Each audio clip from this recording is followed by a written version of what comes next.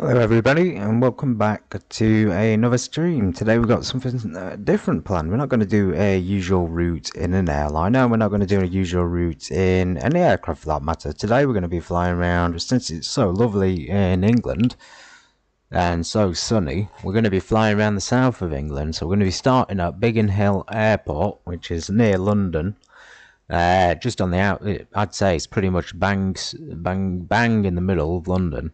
Not far from London City Airport, and we're going to be flying in the Beechcraft Baron 58, a fantastic plane on X-Plane 12. So I'm looking forward to this. We're not going to be, well, I suppose it's a bit of a challenge. So I'll add a timer on screen, but in the general gist is to fly till we run out of fuel. Now I've not really seen anybody else try and do this challenge on YouTube, so I thought it would be a good thing to start. I mean, I know people have done it low fuel, they're running out of fuel, etc., but they haven't been doing it with the intention of flying till they run out of fuel, if you know what I mean. So we're going to go ahead and hopefully start a successful flight. We're not going to have any issues. Fingers crossed, there's no problems. And we're going to depart, like I say, Biggin Hill, fly around, and just sort of stop at whatever airport takes our fancy. I'm just looking at the timer settings. I can set a timer up to count maybe a stopwatch, so we could start the stopwatch now and then keep that going until it's finished, basically, until we run out. So I think that might be a good idea. So hopefully you can see that on screen. I'm going to start that now, and although it's not counting fuel being used, it's still going to be counting for the overall time. Okay, let's hop right in. As you can see, Biggin Hill is a fairly big airport. It's only got one runway, but the airport itself has a massive layout, and yeah, the weather's looking clear. So let's hop into the Baron. Let's walk over. I have parked up outside the back so we can get right in. Well, there I am inside somehow. I'm outside as well. Okay, there we go. And it's a nice day, so I'm going to open this up. Right, so the Baron has a slightly different procedure. It's a twin engine piston aircraft. So as you would expect, a different procedure than the Cessna 172, for example, which is the default Cessna on X-Plane 12. And of course the default Beechcraft Baron that I'm in is very good. I think it looks fantastic. It flies very well, as long as you know what you're doing. We might have an issue. There's a flammable truck just about to crash into us. He seems to have diverted. Oof, that was close. He just almost skimmed our tail. Right, so we get back in. You do have the option for a flashlight, so if it's a bit dark, I mean, we're parked in a bit of a shadow, so hopefully you can still see it. You can click these off, and that kind of makes things easier. We'll go ahead and do that now. So I'm going to do this rather quickly. Oh, actually, let's do it slowly. Let's take our time, because we've got enough time. So battery on. We'll do left to right. Let's stick our battery on left alternator. Beacon and navs can go on because we're starting up. I keep the lights. I can't really see them much, but I was going to say keep the lights on and hope for the best. Turn them off, save a bit of power. Okay, now that's on. Just be aware that when you've turned the battery on in the Baron, it can drain the battery. So if you leave it on too long, the engine's not going to start because the battery's run out. So it's pretty much like a really old car. Think of it like that. Okay, now we've done that, we're going to prep it by putting fuel boost. Advance that fuel boost on. Now you can either leave that on while you start the engine or not. I tend to find that it doesn't matter either. You can leave it on or off. So for today's purpose, we're going to turn it back off again, and then we're going to start the left engine. So as you can see out the window, the propellers just start to turn. Yeah, relatively simple. So there's left engine started.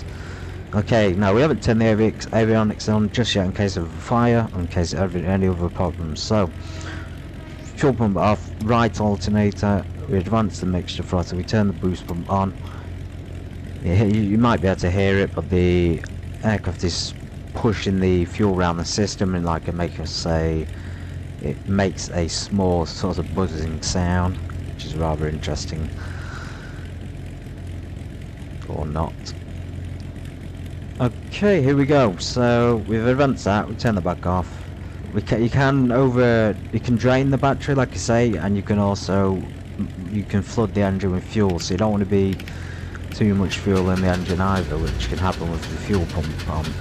Change it on this, it doesn't make a difference. It won't. See, it's not changing those numbers, and it's not changing the active frequency. And there's no way to turn this off so that you can use this stack. So if anyone knows perhaps how to do that, how to use this, or if it's generally just not functional, then yeah, that'd be great. Now on the right here we've got our ADF. This is actual directional frequency, and this is for NDB approaches and other things like that, perhaps a DME. I flew a DME, an NDB approach last night into Blackpool. It was very nice. I'm going to do another stream where we're flying to Blackpool NDB at night, and that should be good. But yeah, you put the frequency into here, you would use the dial on the right to change the numbers, and you would just click this to change them over to the actual directional frequency. So we don't actually need that today. You can turn that off, but if you do want to use it, push the ADF button, go over to control panel, click ADF 1, and you will hear the NDB beeping signal. You will hear the signal beep, and you'll be able to follow it to your waypoint, hopefully. Now again, another issue, or perhaps not, is the fact that the NDB arrow, I tried to do it last night. Now this compass doesn't move at all. If it does, it's moving very slowly, and it doesn't seem to move in line with this one. So this yellow line does, but the compass doesn't. So you can rely on that if you want, but I'd say that's really unreliable. You're better off using this if this is going to work for the NDB, but it's most likely meant to be this as well. It did start to turn when I got near the station, and then when I got past it, but it wasn't strong enough a turn or signal to give me any indication when I should do my outbound or inbound courses. I should really do a stream on NDB approaches.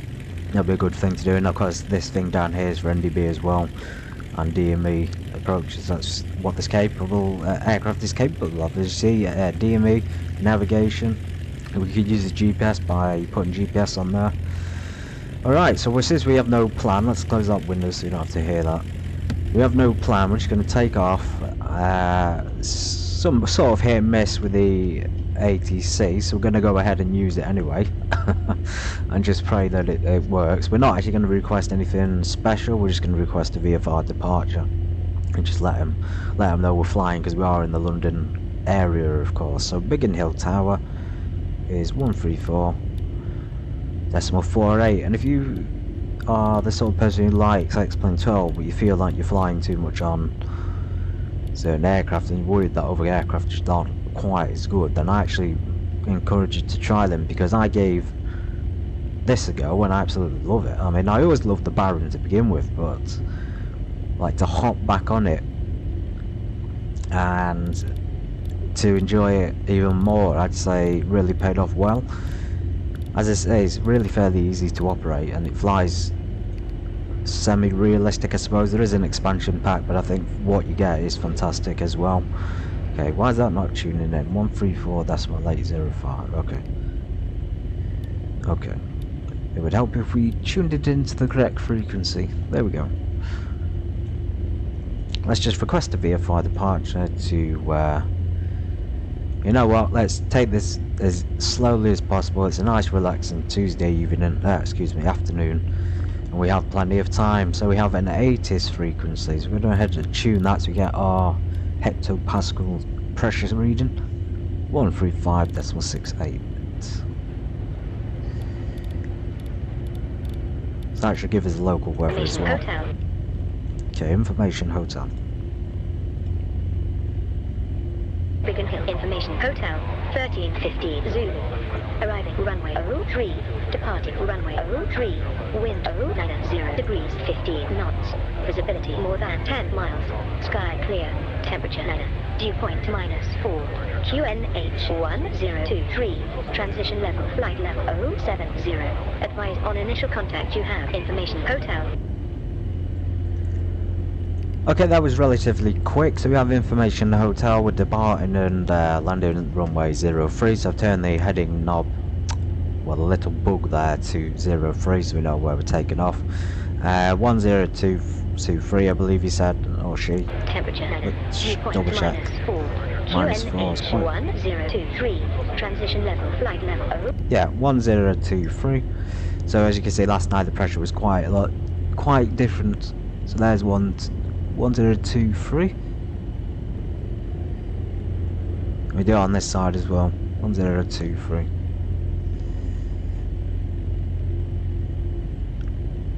Awesome. Yeah, definitely one of my favourite planes on here. I run out of fuel a few times because I was having so much fun on it.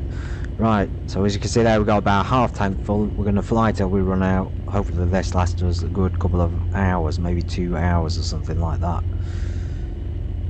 If we need to if I'm enjoying it, I don't want to say I'm going to cheat and refuel, but let's say if I'm enjoying it to the point where I don't want to go off, we can simply just keep refueling at different airports.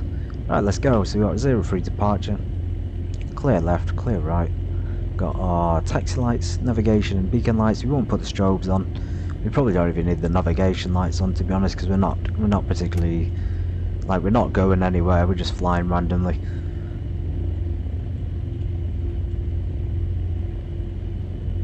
I'm going to turn them on anyway, I just like them on. It's better to have a nice colourful aircraft. There we go, and Biggin Hill has some fantastic taxiways, look at that. Must have a super budget there.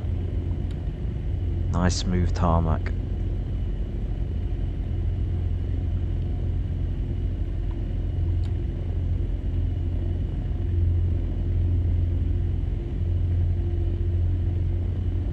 It's quite interesting to see actually on the tarmac, and you go on the rough concrete and it starts to shake.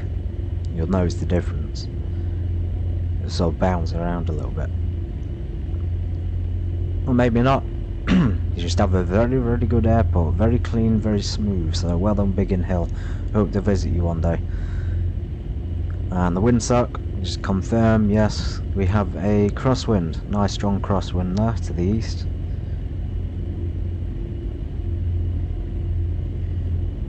West, sorry, to the nice strong crosswind to the west. And you don't need much. You don't really need any throttle tax in the Baron. It's already quite fast as it is. It's twin piston aircraft, so double the power of a regular piston, I suppose.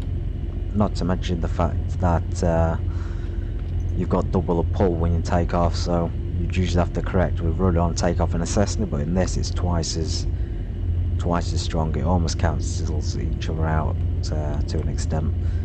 Okay, I'm gonna go ahead and just taxi right to the hold point, with the beginning of the runway. We're sort of on the threshold at the moment. We're only a small plane. We only need to take off, and I'll talk about the speeds in a second, but we only take off about 105 knots.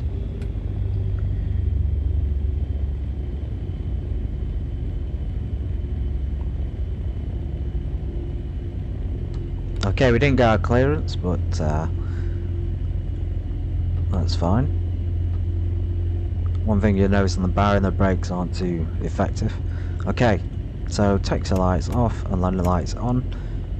No strobe lights needed, it's daytime. We could put them on if we really wanted to.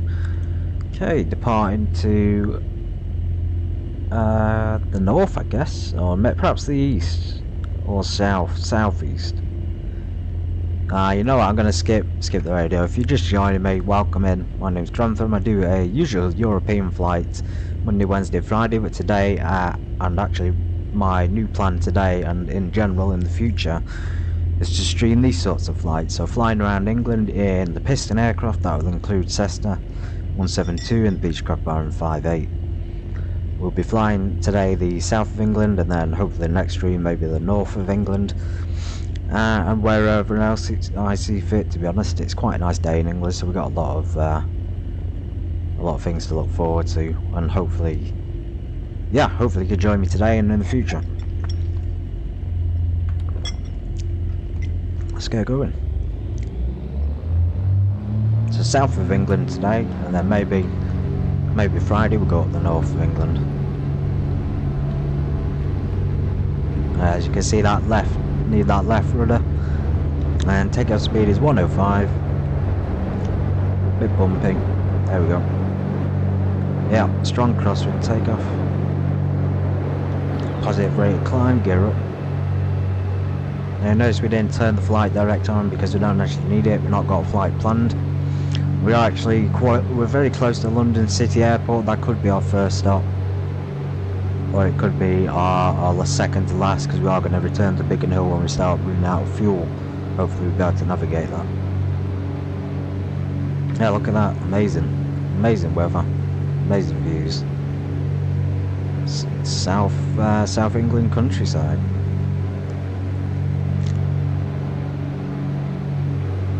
Okay, let's go southeast.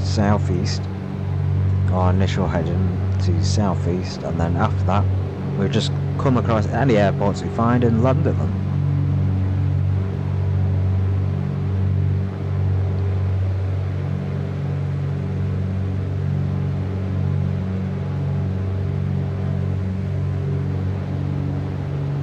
Say the cruising altitude today can be about 5,000, maybe 4,000 feet. So reduce that power a little bit on the climb. Don't need as much as we have. And reduce that propeller down to about 2,300. There we go. Still climbing, just not as vigorously. Not stressing the engine too much. Okay, landing lights off.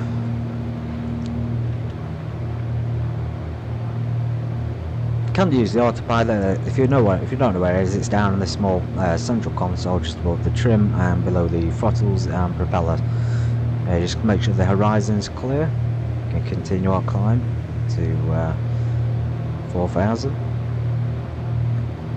We're heading southeast, so we'll go to 135 is our heading. Pretty good turn there, 30 degrees bank.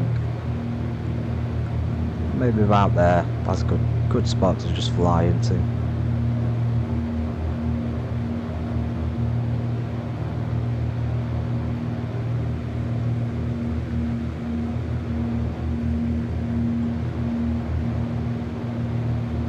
I actually need these these eye things for the sun today. I won't use them yet, but at some point we'll need them. Okay, 4,000 feet. That's our cruising altitude. Pitch down. Make sure you reduce that power. I have reduced it, so we're pretty much good already. Not going to be cruising too fast. And yeah, just trim the aircraft down for 4,000 feet. I'm going to cheat a bit and probably use the autopilot, but not quite yet. So I'm going to use the... Right, I'll do it manually. It's a bit more interesting.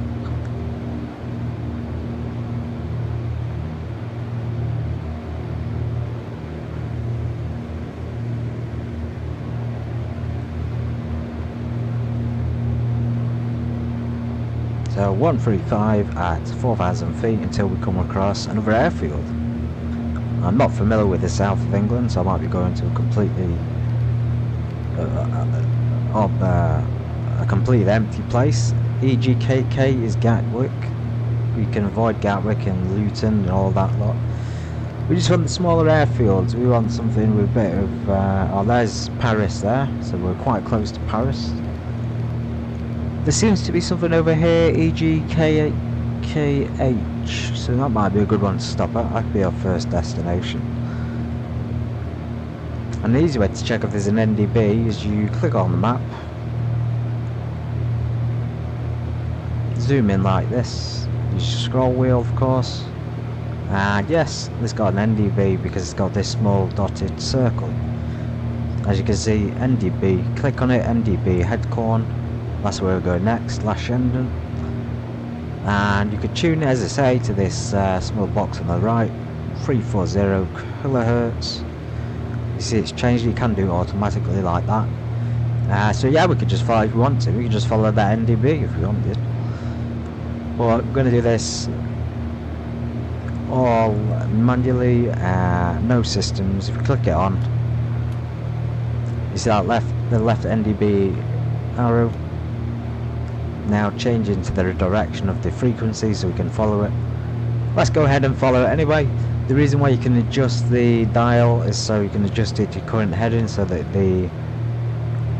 so it knows it's drift, it's accounting for drift. That's why you turn it. So you turn it till it's on your current heading. Forgive my altitude changes. Okay, about there. So it's telling us just to go slightly right to the MDB. So this has turned into a bit of an NDB approach guide. Just not the proper one. There'd be a whole list of heights, like say 2,000 feet at 120 knots, for example, for the NDB approach. But we haven't got the charts open, so we can't do it on the stream. Thank goodness.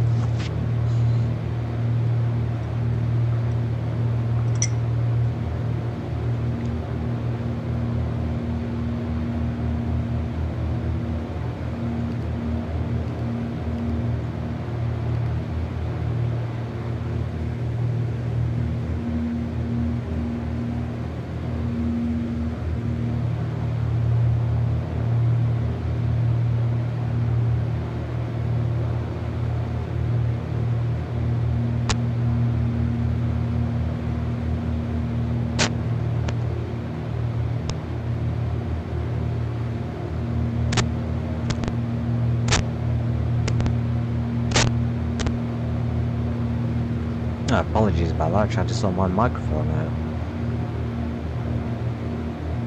If you look outside of your left window, you'll see green with a chance of sun. How spiffy.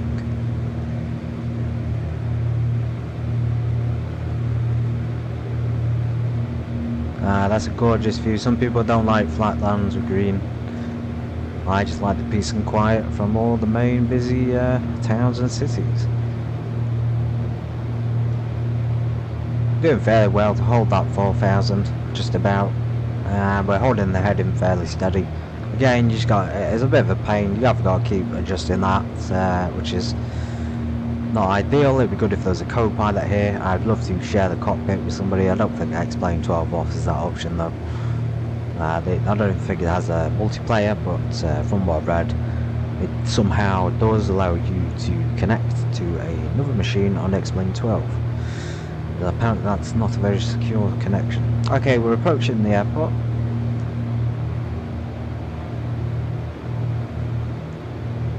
This could be an airfield, this would be interesting. A grass runway. We're within a fairly... not quite there yet. EGKH. I could go Kilo Hotel.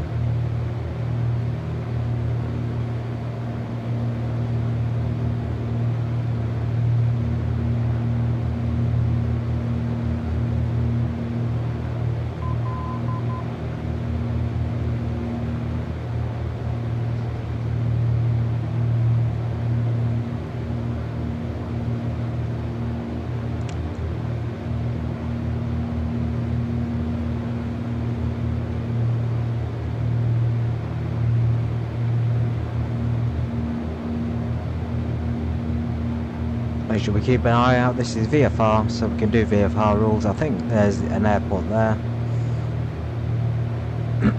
somewhere.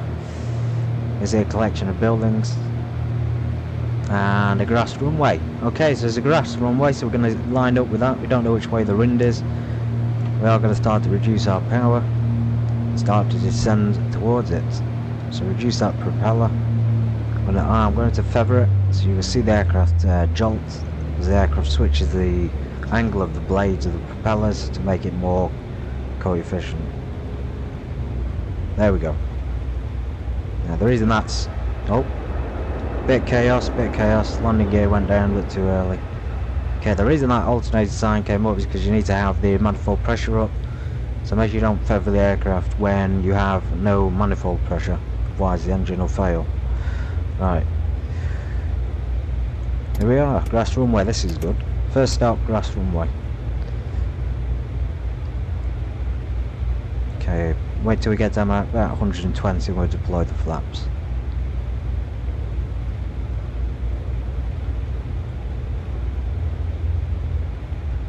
you're wondering where we're landing, there's a small strip just there.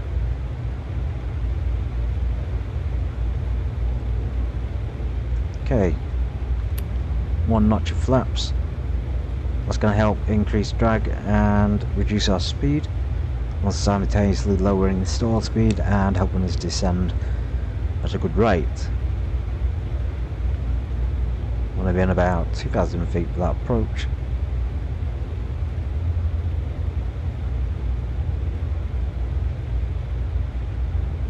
Okay, to stop furthering the propellers.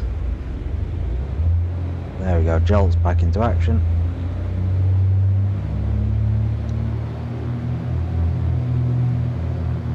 Back up to about 2300, 2200. Reduce that manifold pressure again. You could probably idle the engines. Using the idle manifold pressure lever, and that reduces the fuel flow, and will reduce the speed as well. Okay, we've got a bit of a blind spot. This blind spot here.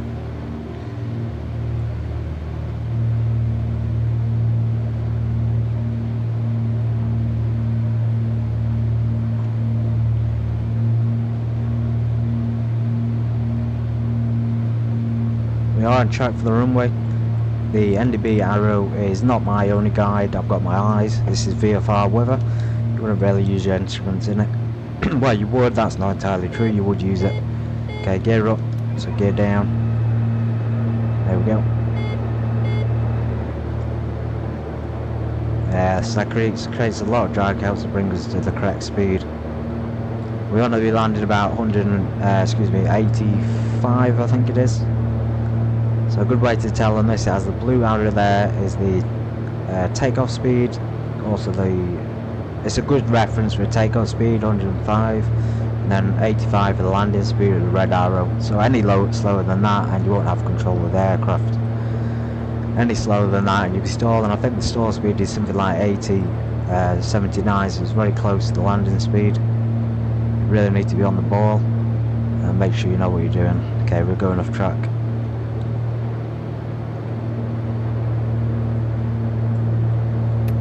Put the rest of the flaps in.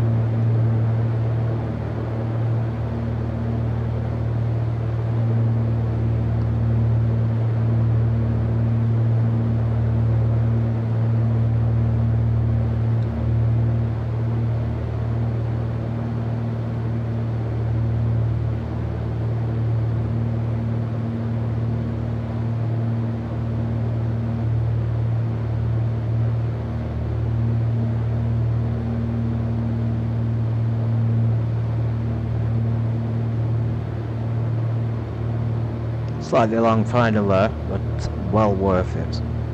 Well worth the view. Amazing field. Okay, we've got a lot of planes parked. Let's see who's there. Might have somebody famous. Might have somebody interesting. You see that speed just decreasing. We are on track for land very well. The Baron will sort of crash down quite hard unless you pitch up. So the reason why I'm keeping the pitch up like this is because we don't want to slam down and break the landing gear, because that'd be the end of the stream, wouldn't it? Okay, here we are. We don't reduce the throttle just yet. We are about landing speed though. Okay, idle throttle. Oof, good God. Oof, I tried. I did keep the pitch up and reduce that throttle at the last minute, but it didn't work. Okay, let's see what Shavli Shrund, or whatever it's called, has. This airfield looks very nice though. Got a lot of planes, looks very busy. Let's see if we can get a drink. See if we can just stop here and get something to eat as well. First stop of the day. So we did actually land on the active runway, that's good to know. We landed into the wind. Awesome, so a nice little airfield. I wonder if that's the cafe over there, or some kind of, I don't know, is it a storage place? Hangars? There is people there, there's like seating area there we could have a drink out of. Just show off my Beechcraft Baron while we're here. Expensive million dollar aircraft. Okay, be very cautious of the aircraft, we don't want to cause an insurance issue. A lot of Barons here already though. Another Baron there. Slightly different paint job of the mine. Very cool, so I suspect that this doesn't have much of it by the look of it, but it kind of comes across as maybe a logistical place. So there's a few warehouses by the sea. It seems like they're warehouses.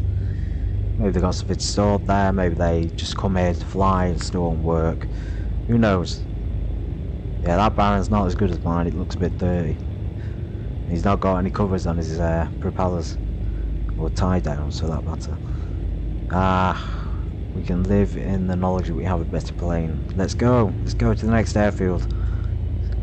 Okay, we're gonna taxi back up and take off. I don't really know where the taxiways are here, so we're gonna just improvise.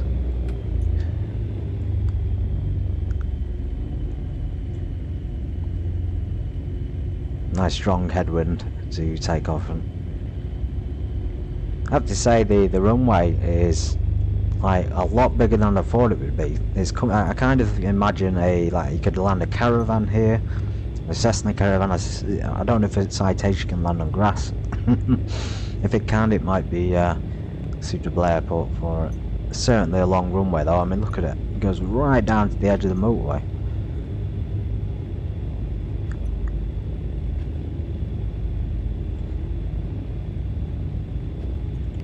And when we depart from here, we'll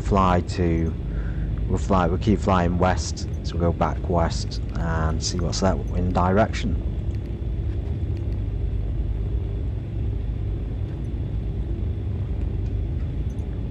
Okay, we don't need all that runway, so I'm going to just spin it around here. Don't need flaps either. There we go. Oh, bit of skid. Awesome. On to the next airfield.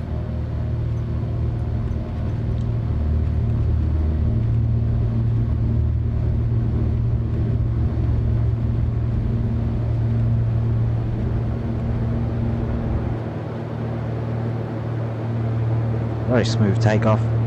Positive very climb, gear up. Yeah, very good. We will resume our normal altitude, cruising altitude of 4,000 feet while we head to southwest. In fact, let's just head south and see what's down that direction. Remember, we're in the south of England. Probably borders southeast at the moment. I suppose we could fly up to Clacton, but that's a little bit far for the fuel. And if you only just came in, we'd only be doing this till we run out of fuel, at which point we'll return to Biggin Hill, so we have got to be a bit cautious of where we're going. We don't go too far from the base airport. I suppose if we run out, we can always land at another alternative. Okay, pitch down.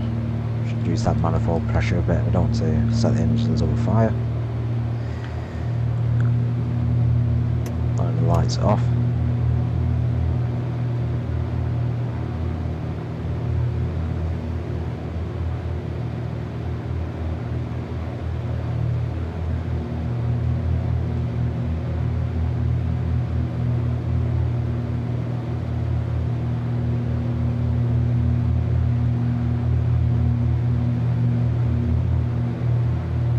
Well-trimmed aircraft does not need much input, and I'm not putting any input at all at the moment, it's just flying itself. So yeah, very well trimmed for climb. Need a bit of correction there on the ailerons. Well, in general, that's why I love this aircraft. I think it's really good to handle. It handles very easily. And if you're a beginner to flight sim, I highly recommend it for a twin piston aircraft. Start on the Cessna though first. If you're new to this, start on the Cessna 172 and then move up to the Beechcraft Baron. Once you got the PPL done in the Cessna, you go up to the multi-engine rating in the Baron, or something like that. Anyway, depends what aircraft you have available.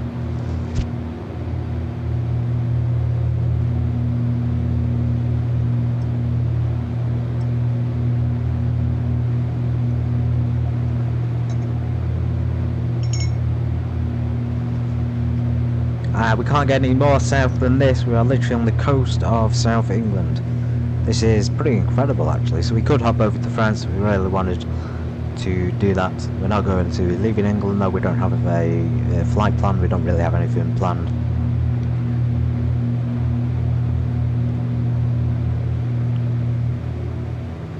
Probably best to head south, a bit west as well.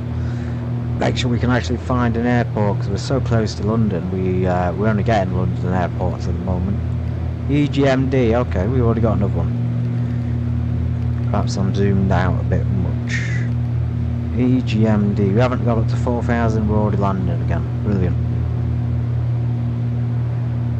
Remember, if we want to check the direction, we've got the NDB. Let's just check what's available. EG Echo Golf Mike Delta, right on the coast, there we go. Does have an NDB, so we tune that just to help give us some direction.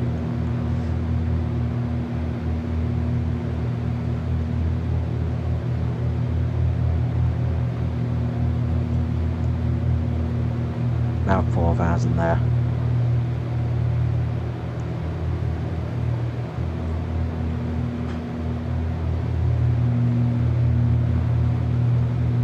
I'm going to stick the autopilot on. So heading and altitude. Just to give you an example of how it works, I'm not too keen on using it.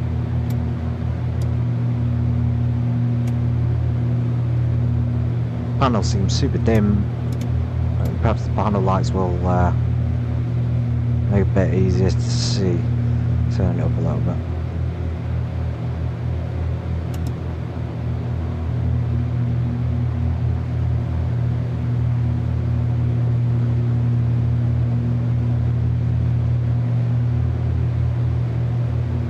There's the airport, so there is that's got a proper runway, so we just landed at a grass one if you missed it. And this one has a concrete runway. Right, that's our target then. I think we should do a brief. So which way is the wind? Because the wind's coming directly at us, so it's probably going to be a crosswind. I want to examine the airport from above first, just to make sure it's got suitable facilities. Don't want to crash at the airport because there's a strong crosswind.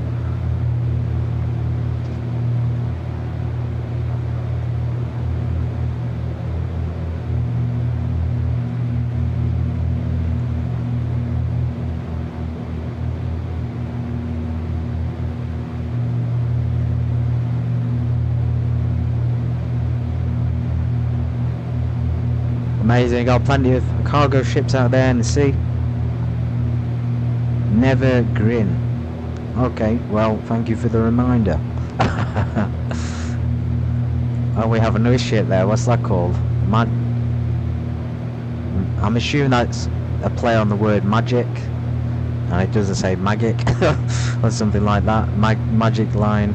Okay, very, very good. No ferries though, so the cruise ship industry's gone downhill, but the aviation industry is on the up. We're right above the airport, pretty much. So that looks like a suitable runway. It's going to mean, it just means landing on a super strong crosswind. So we'll go ahead and do that now. I'm going to disengage. I didn't want the autopilot on really, so we're going to disengage it already. I'll just fly this manual. I don't need to do any feathering of the props. Just going to idle the engines instead. On the manifold pressure, that is. There we go, nice steep descent.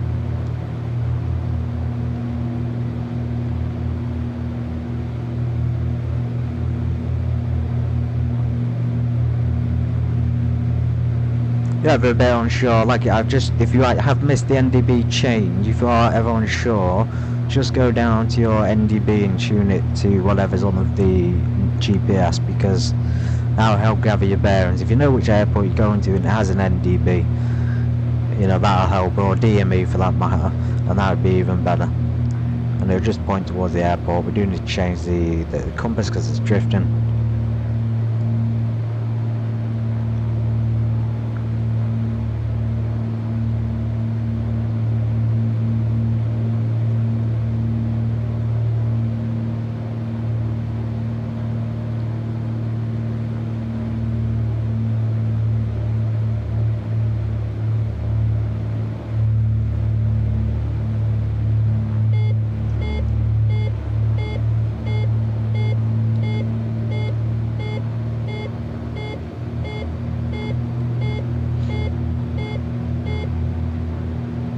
That's in part because the speed's slightly low. Don't worry about it though. It's not too much of a concern at this height.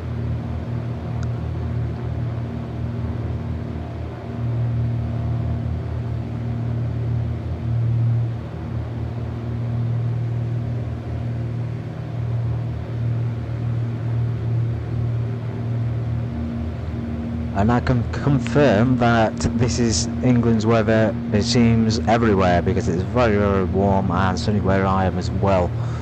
So yes, northeast, southwest England looking very good today. I hope it is where you are as well. We're all having a fantastic day. And maybe in the future, I'd love to, I have mentioned it before, maybe a shared stream or a shared cockpit experience with another pilot would be, I'd say, magic. That would be a fantastic thing to do.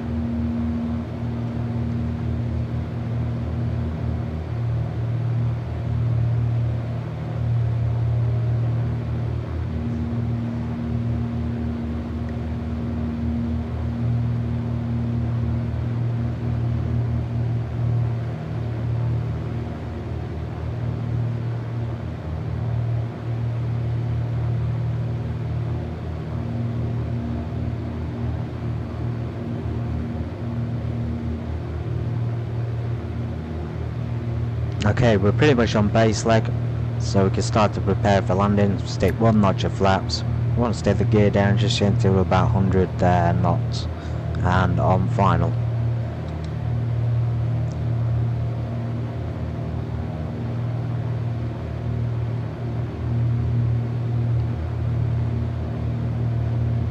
Must be an incredible place to live though. Look at that, right next to the sea. They literally got houses right on the brink of the edge of the world there. Whew.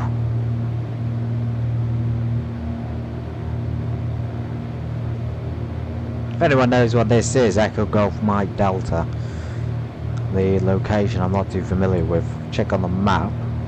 It's right in the sort of east coast, southeast coast of England. And you see we started from somewhere up here at Biggin Hill. Okay, there's the runway. We're ready to start descending at this point, so we're going to start sticking our gear down.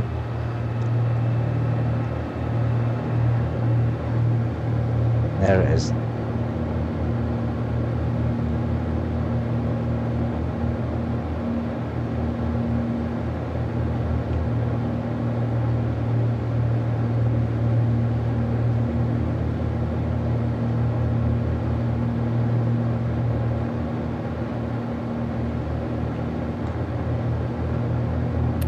Last notch of flaps. We're a little bit late on the final. Made that base leg turn a bit too late. That's fine, we can always correct and realign with the runway.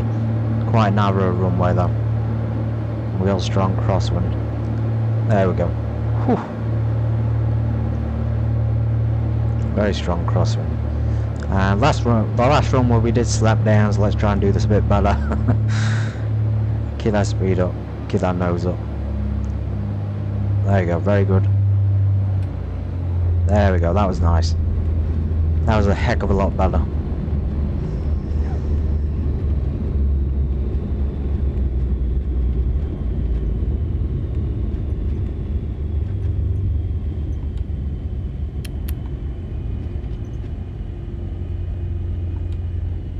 Awesome, let's see what's going on in this airport. So I can already see plenty of planes. I can already see they got a nice control tower. I didn't notice that though, the airport. Nice tarmac taxiways. Some Cessnas, fuel truck, you would expect a fuel truck. Yeah, this is looking pretty modern and well equipped. We have some rescue choppers, so maybe this is a base for the air ambulance service or mountain rescue. Now a nosy around it. I'm assuming they got a cafe. They seem to have a lot of other facilities here.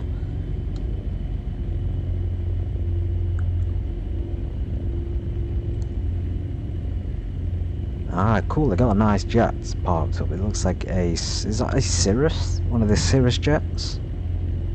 A Vision 2 jet? Yes, it is. A Cirrus Vision jet, so very modern. And expensive as well. That guy over there is not struggling, is he? Blimey. You know, massive 4x4 BMW by the look of it. And a Beechcraft Baron to go with it. Damn. You're making my... putting my bloody Baron into shame.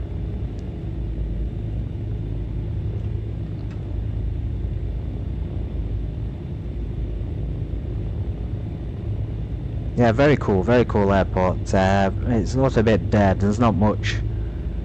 It just seems like an airport without much in it, so I can't really see any place for a cafe or seating area like the last one. I prefer places where you can sit outside on the benches, and so we're enjoying those airports, we can sit outside, but these ones even got a pushback truck, so... or some other kind of truck there. We've got fuel trucks. Oof, almost caused an explosion. Strong headwind there for takeoff. We did land with tailwind, but it's not too much of an issue. Alright, we move on to the next one. That was very good. Still impressed by the grass airfield, to be honest. It still beats the rest, and Biggin Hill so far is the best sort of upgraded airport we've been to. So yeah, we continue off light. We'll have to head back south now, so we'll have to head south southwest, because we're sort of at the edge of Britain here. Any further and we'll be in France. Okay, let's check.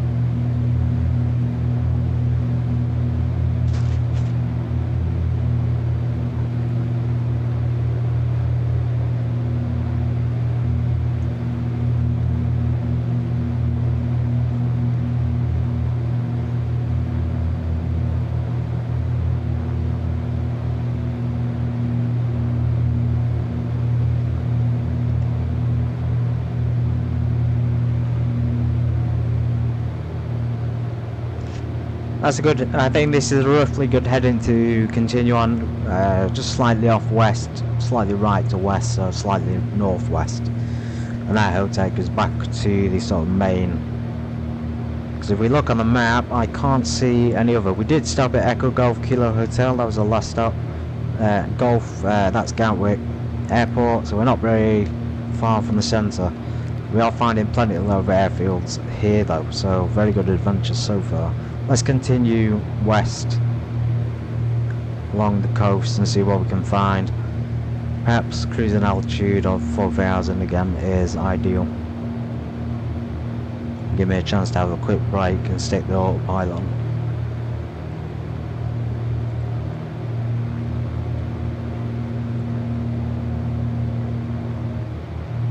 Good thing you can use those sunshades, sunblinds, isn't it? Or go to view and you can stick the sunglasses on if you really want, but it makes the screen slightly darker. Still very cool though, still a cool feature.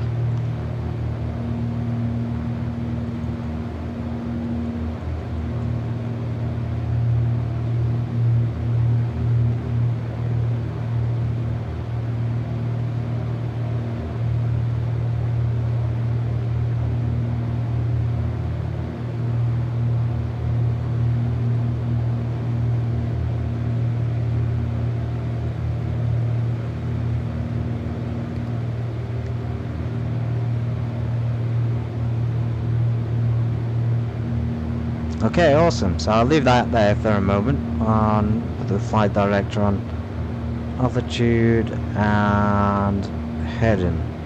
There we go.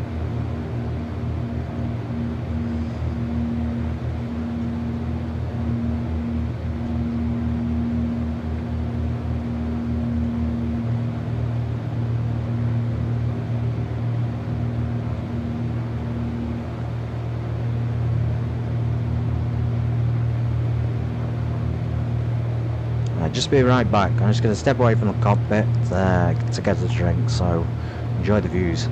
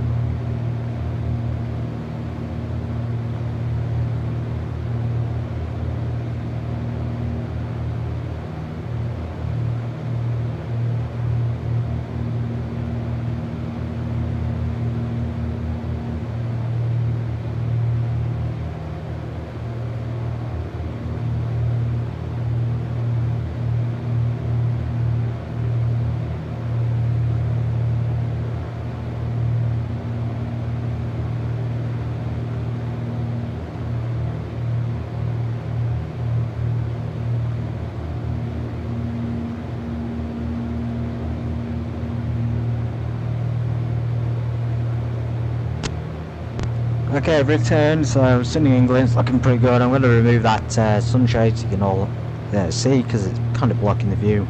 So, try and lift that up a little bit. There we go. Whew. I kind of like it like that. It kind of looks good, but it just blocks it too much. What the hell was it doing? Okay, maybe maybe there. Alright, let's do that. And view, sunglasses on. Very cool.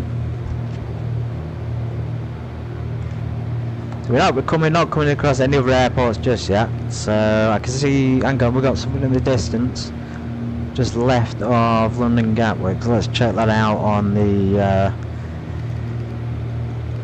proper map. Looks like the same. Echo Golf. Let's check that on the map. So zoom out, as you see our path there, it doesn't really show all of it, just shows the last however many miles that is. We have EGKL or EGKA coming up on the left. Let's divert left slightly. EGKA. EGKL. It's Deanland. Right, some of these airports, I've never even heard of these airports, because I'm not from this part of England, so I've never, well, I know about this part, but I just haven't been to the airports there. Sunglasses off, can't mind up about it. Okay. Deanland's coming over as a potential option. No, it's not really got any facilities by the looks of it, it's just got a runway. A grass strip, I think that would be. Petrol station and a warehouse, okay. Fair enough. And then, okay, so we could do that. We could go to Deanland first, EGKL. And then we could go on to this thing, Shoreham. And that has an NDB on it, so I think that's it. I think that's the one we're seeing on the map. EGKA is this Shoreham, is it? Let's do a diversion then to Deanland. It's not popping up on the map, but it is in the area, so I'm going to disengage the autopilot again, and we'll have a look around. We'll start descending down, have a look what in the area for it.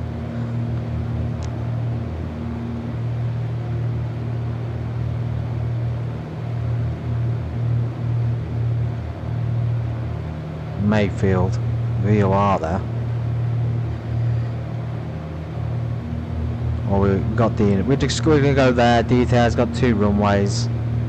Has got a approach. Says it's on. This is definitely a grass runway we're landing at. I can't imagine a concrete runway having no tower. It's also very, very windy, turbulence as well. I hope we don't crash. Welcome in. On Tuesday afternoon, it's very different to stream for me on Tuesday afternoon, but I have some free time, so why not?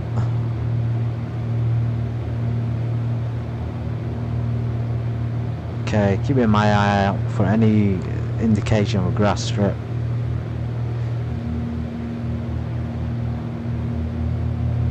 Keep level at 2000.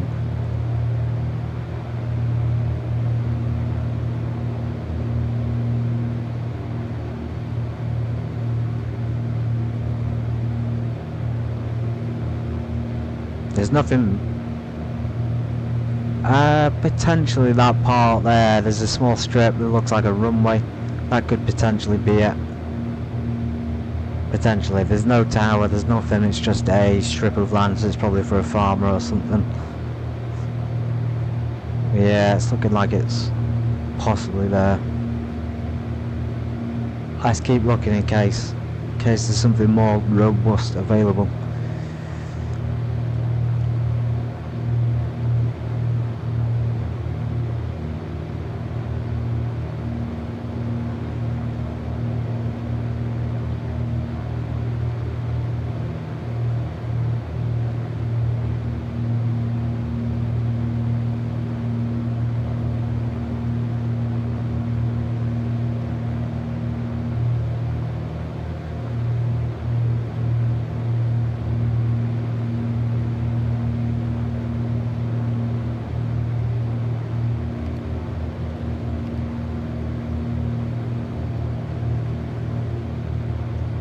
Very hard to navigate when there's nothing at this strip.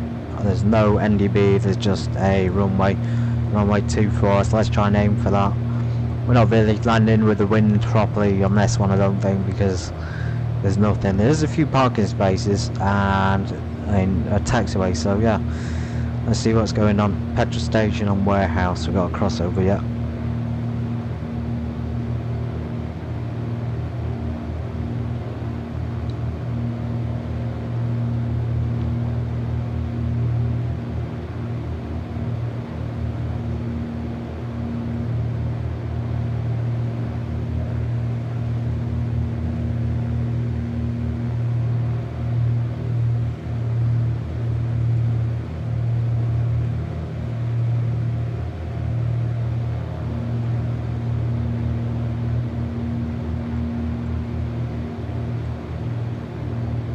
Very close to the airport. I can't see it at all though.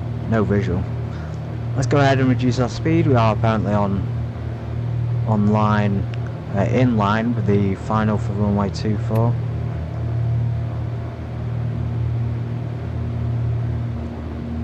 Unless we just passed over it.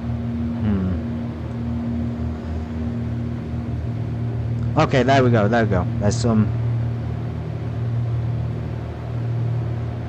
I don't know if the land there has a fence around it, but there's a runway and an airport that is absolutely tiny, but we've got a land there, we've got to. Look at it, wow. It's probably, that's the sort of place that has an outdoor seating for cafes, so we're going to go ahead and just circle back round to runway 24. Maintain our speed as well. There we go. Yeah, very nice plane spot up, some flags, someone there with a pool in the garden. How posh. Unless that's a part of the airport. Very nice. So we're definitely landing here. We're going to have a quick dip in the pool and some drinks. Let's do it overhead. Break all the rules since no one's there. That could be a private airfield. As it's owned by individuals rather than a company. See, we've done our overhead join to an extent, circle back and land.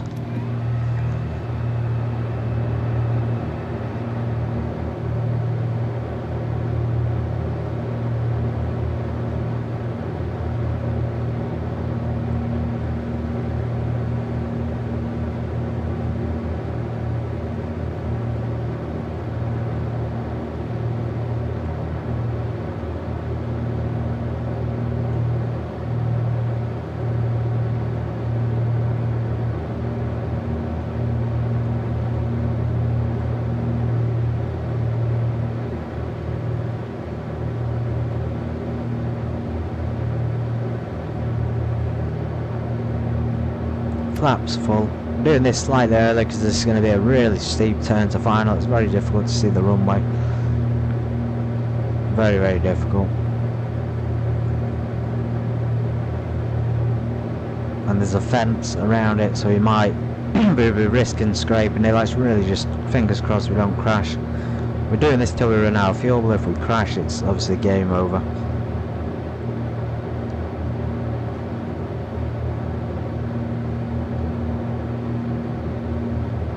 Reduce the speed.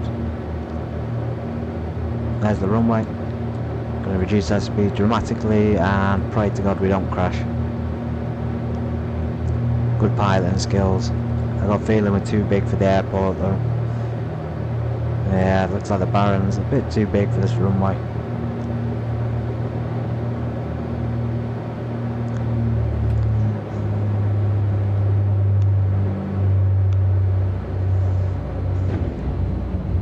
Oh my God.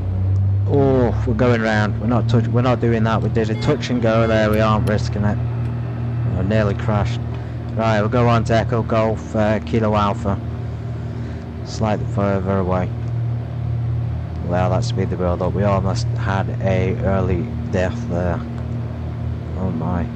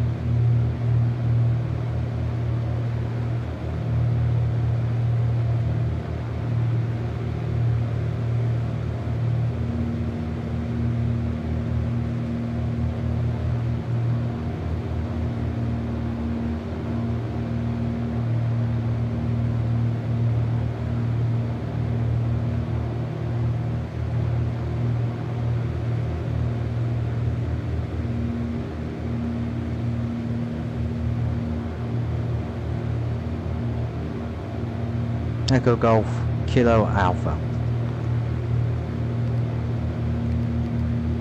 I've got the NDB programmed to it, so it's already telling us where we should go. and distant buildings. Can't really tell where we are in terms of like cities. This is all about visual navigation at this point, so you really should be relying on our eyeballs.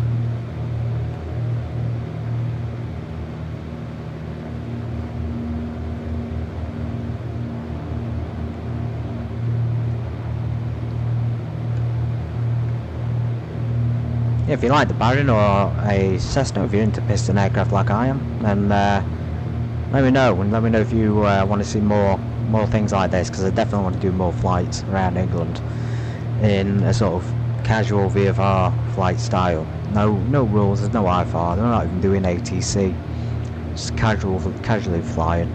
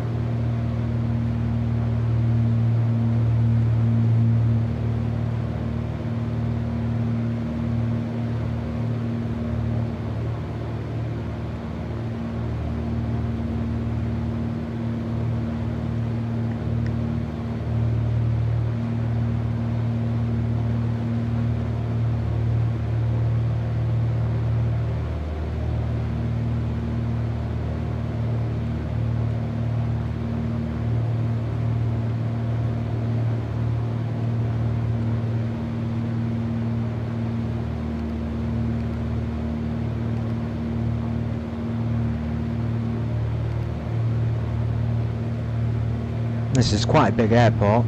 It says it's got multiple runways. We're above a major city by the looks of it. Shoreham. I'm sure somebody will tell me what the actual name is and place. Seems like, say, a major city here. We are noticing tons of big skyscrapers, massive train station. A lot of houses actually, all scattered sort of over the countryside. Incredible. Unless it's a town, it just looks very, very big. Big town, maybe. Of course, there's the train tracks, very bad graphics on them.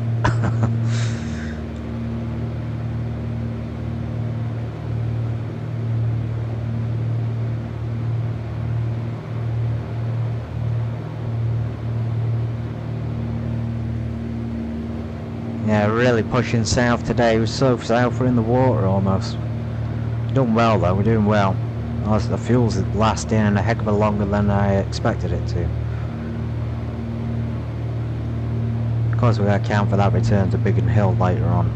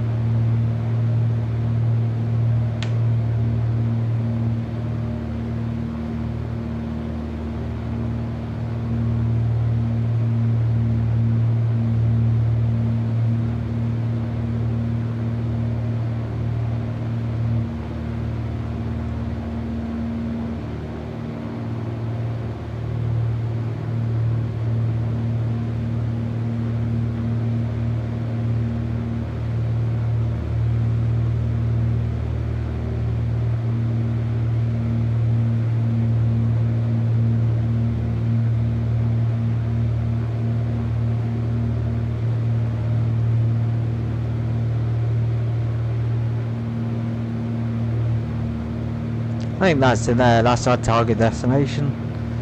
Oh, that's the train station or something. It just looks like a runway as well. It is on the right somewhere, this airport.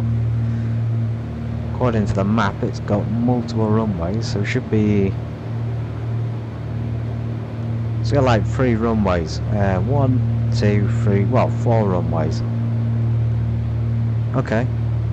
We definitely need to take the big one, which is runway 3, whatever that runway is, 0906. Let's do that. Let's try and find it first, identify a landing spot. I was right, here's that airport, I just can't see multiple runways there. Can only see one runway, which is a bit of a shame. Okay, let's prepare to land. Reduce that throttle again, just bring that plane round for the final. Maintain about 1200 feet for now.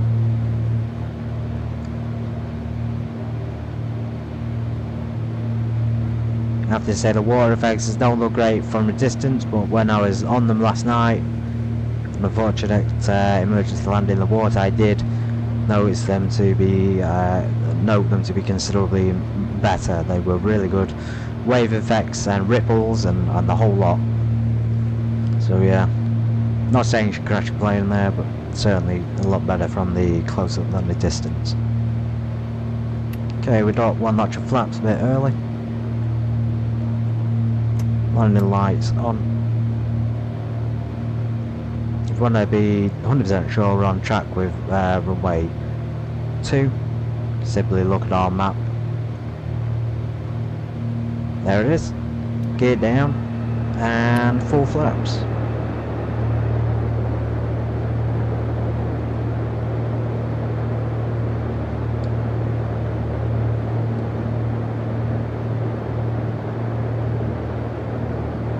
Very, very strong crosswind. I think we might be landing on the wrong runway here. Should land on the other one, we're facing into the wind that way. Oh well, bound to survive worse than this, we can do it. Gotta keep that speed nice and steady. Just bring that nose round. Holy smokes, we're getting blown all over the place here. Okay, steady now, going right with the train track, that's cool. This is a small one. Very, very small.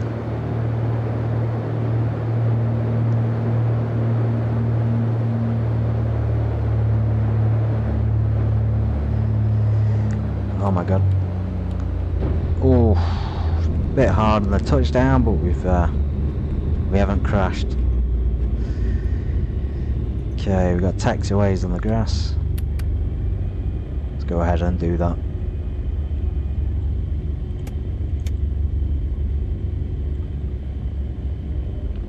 And a turnaround spot.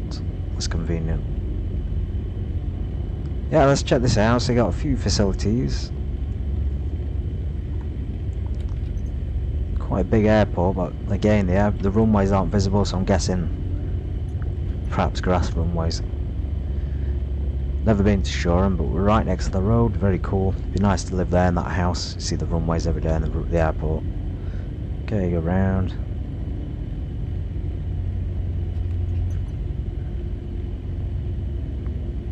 Oh man, this would be the spot to live, wouldn't it? You got your own airfield outside your door. You got the airport. Different kind of Cessna part there, that's interesting. Yeah, the train, they got a nice seating area, so yeah, we're definitely going to go a bit closer and get a drink. A rest stop, I think, at Shoreham.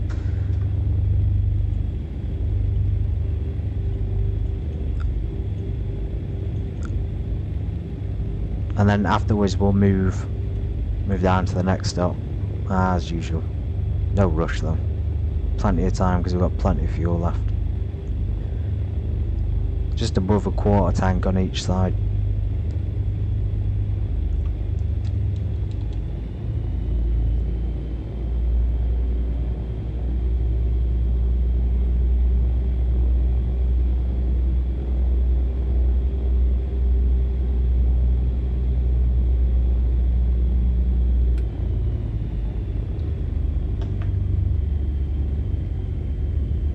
And a lake.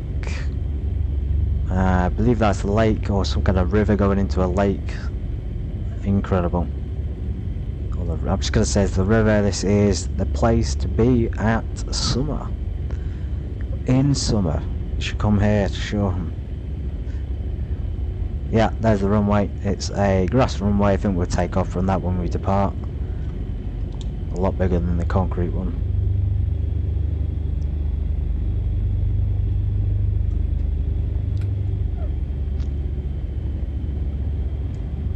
I mean, this might be a good place to say let's have a half time break. Let's just give the aircraft a bit of a rest and let the pilot have a drink as well. This will be a half-time break area. Wow, look at that thing. Holy smokes, that Ferrari. Oh, wow, wow, wow. We have a Ferrari spaceship. Aircraft that looks like a spaceship there. And some more Cirrus Vision jets, I believe.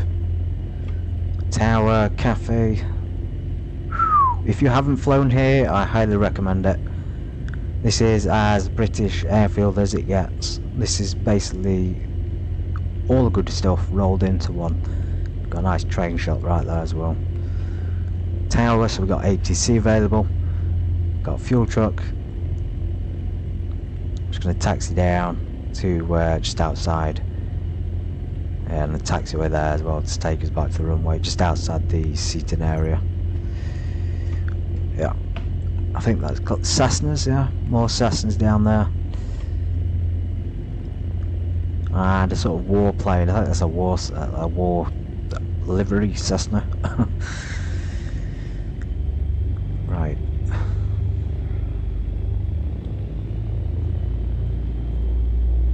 Fuel pump, we don't want to cheat, we're not getting refilled yet.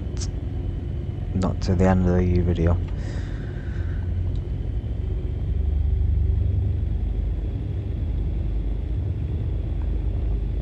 Okay, let's just leave it there. So I'm going to have a quick break.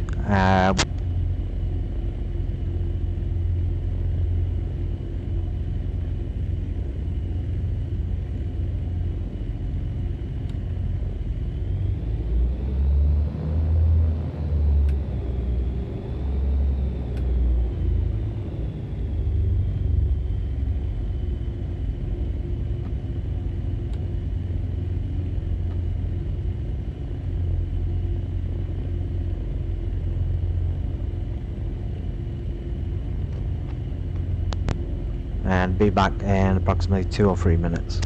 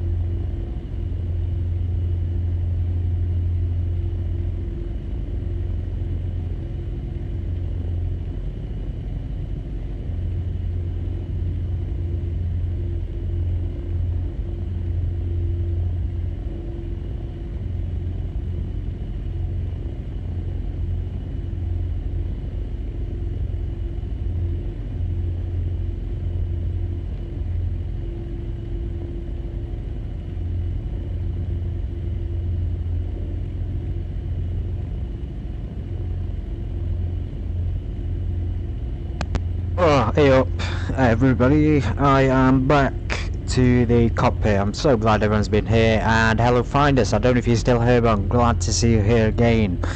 Yeah, it is indeed spring here in England, and the south of England in particular is very, very hot and warm, but that's kind of the usual all year round.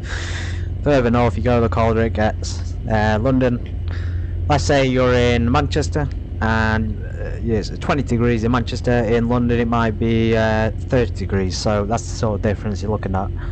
And we're currently at I don't really know this airport, but I have to say this is definitely one of my favourites that we've been to on this trip so far, along with our departure airport of Biggin Hill. I love the fact that it has a concrete runway and a grass runway as well. It has all the facilities here you need. It's got a it's got trains, it's got planes, it's got automobiles, it's got the whole works, and there's no lack of things to do here. It seems like they've got a river or a lake there. You could go do water sports if you wanted. Yeah, nice cafe. It's got a control tower. So yeah, I'm gonna note just noting it down now. Shoreham is the go-to airport, I think, for any departures from the south in the future. Of course, we're in the Beechcraft Baron 5-8 today. This is Echo Golf Kilo Alpha. Awesome. And we're going to be mindful of our fuel as well, because I've just noted we are about, say, an hour and a half in, and we're just over a quarter full. I'm not sure how long that's going to last. We can, I don't know when we should turn back to Biggin Hill. Should we turn back when it's on yellow, or should we turn back sooner? Because I'm thinking once it's on yellow we might be too far, but anyway, let's keep going, let's keep flying. I'm going to use some flaps on this departure because we've got a grass runway, and stick our landing lights on as well.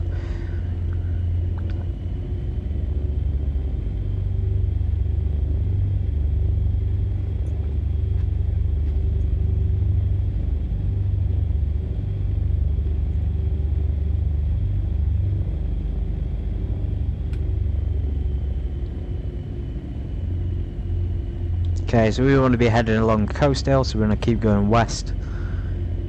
West/northwest. Takes you down now for 5 to the grass runway and depart.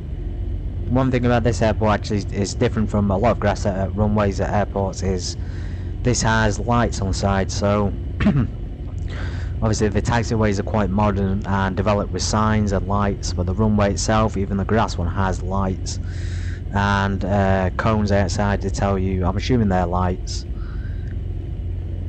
And also it gives you the perimeter of the runway, so that's something I haven't seen at some of the airports, the grass runways.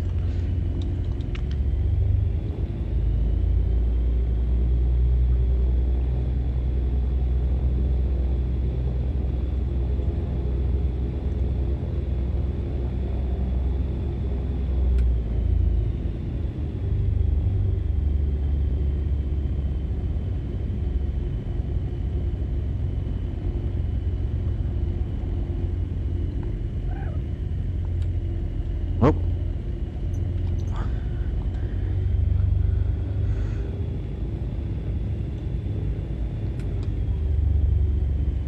Like I said, there's a few here, so easy to get lost. We're on this runway just on our left. I don't think there's lights on it, but there's definitely more indications of where the runway is here. There's proper markings.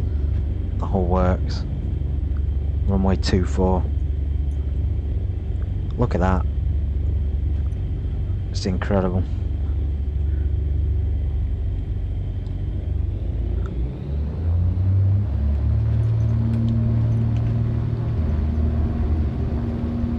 Holy smokes, there's... Whoa! Oh my god.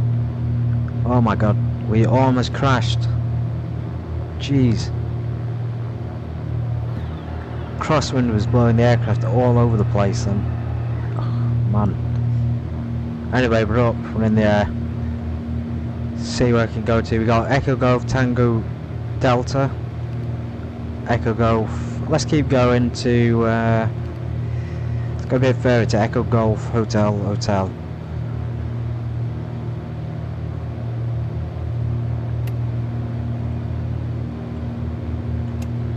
Yeah, very windy at shore. If you're flying in today, you might want to buckle in, put your seatbelts on.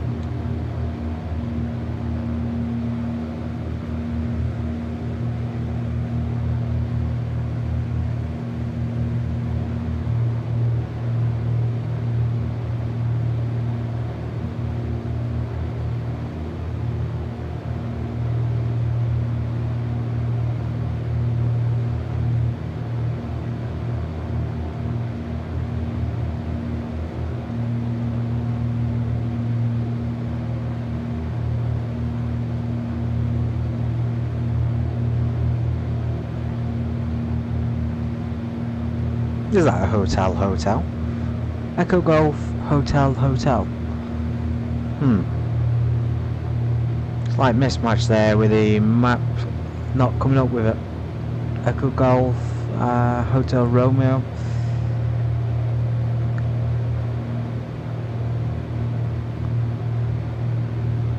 Southampton there. Suppose we could go Bembridge, Echo Golf Hotel Juliet.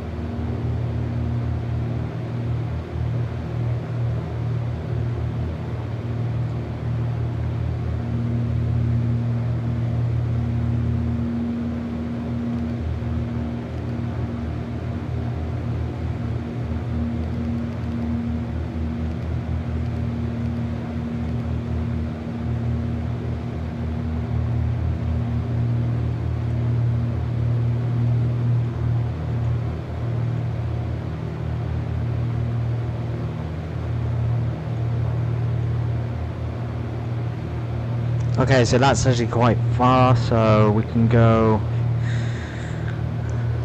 I don't know how far that is in miles. Okay, there it is, 15 nautical miles. I think we can do that. That's not too... It's a bit far, but Bournemouth maybe a bit far for us today. So let's go to Echo Golf November Juliet. Is currently 23 nautical miles, that'll do. And that is Bembridge. I think it has an NDB beacon. No, nothing. So we'll go to Bembridge, have a quick stop there.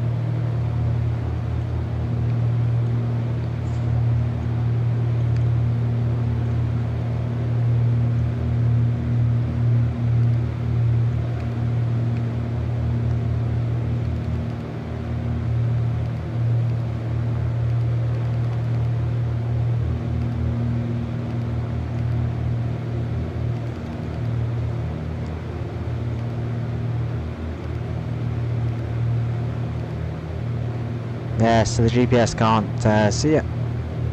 We can, I should tell you how to use this. Click on waypoints and put your waypoint in. We could do that every time we fly, but it's just because I wanted to do it a bit more improvised, which is why I haven't been using it. Echo Golf Hotel Juliet.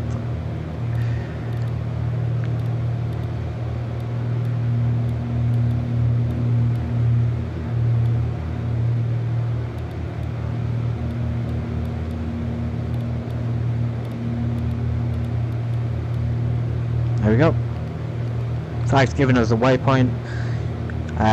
We can do that for every single one if we wanted to, or just keep doing what we're doing and click navigation, and it should follow it to the airport.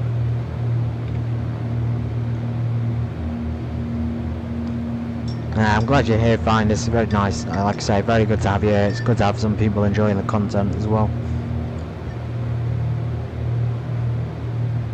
I'm thinking about making this sort of thing my regular for a, I don't know, maybe I'll stream more often perhaps, maybe 3 or 4 times a week, because 3 times a week is alright, but I feel like I get more free time in the simulators, I can actually stream a lot more as well.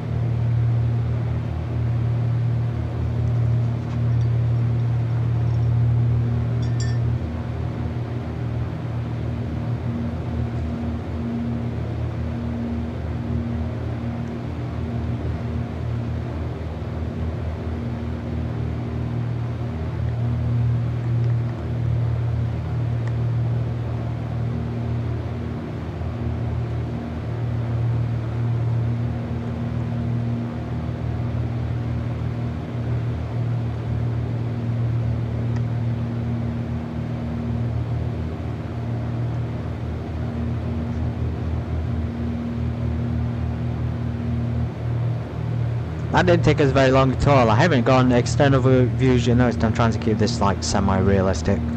We're entirely cockpit for the entirety of the journey. Yeah, we're already pretty much there. We've got about 4 or 5 minutes. I think we're going over the sea. Yeah, I can just make make the airport out. So just a quick cross over the sea. I'm going to pull that sunshade down just to block out the sun. Don't want to blind ourselves.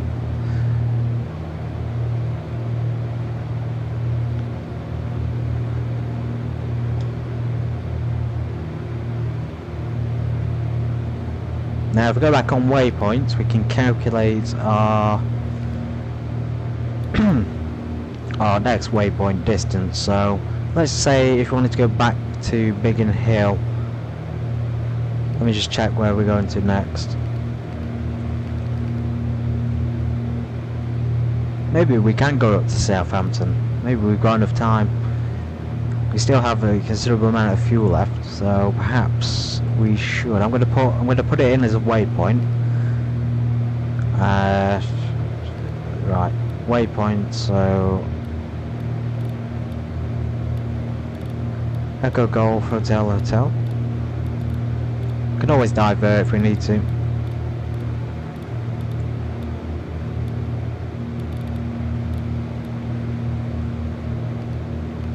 So you see, it's put that waypoint afterwards, and then after that we could say let's return to Biggin Hill. I'm gonna just quickly cheat. So we go up to flight, weight and balance. You'll see we got 1 hour 45 left. Okay, that's not bad.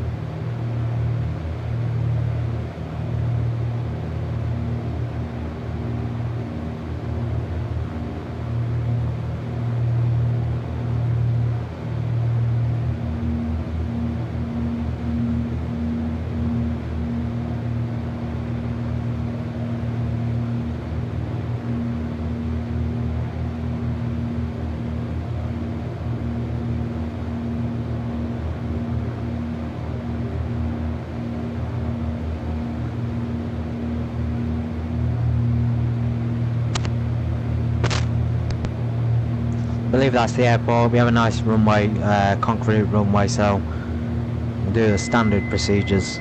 Landing gear, sorry, landing lights on. I haven't been feathering the prop much since that initial landing, so perhaps it's worth just demonstrating again. Reduce the propeller.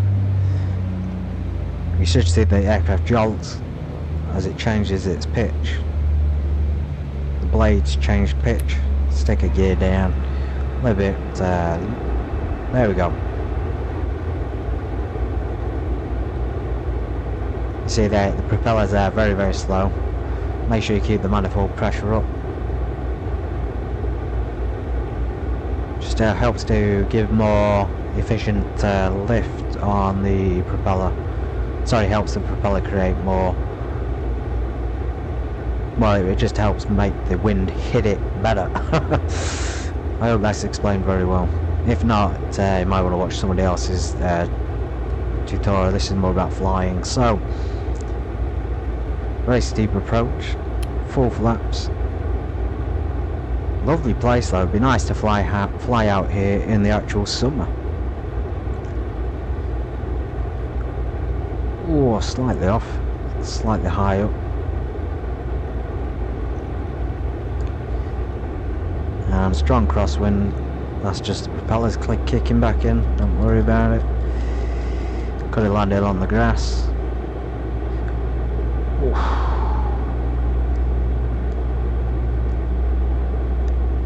Awesome, so that looks like a nice airfield. We won't stop at it.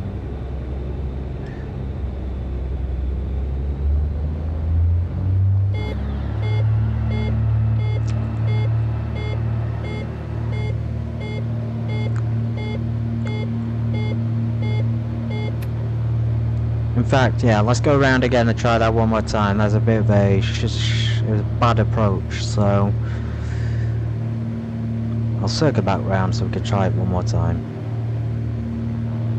Being a bit careless on these approaches on the last few, so we need to remember we're in an aircraft, not a play car or something like that.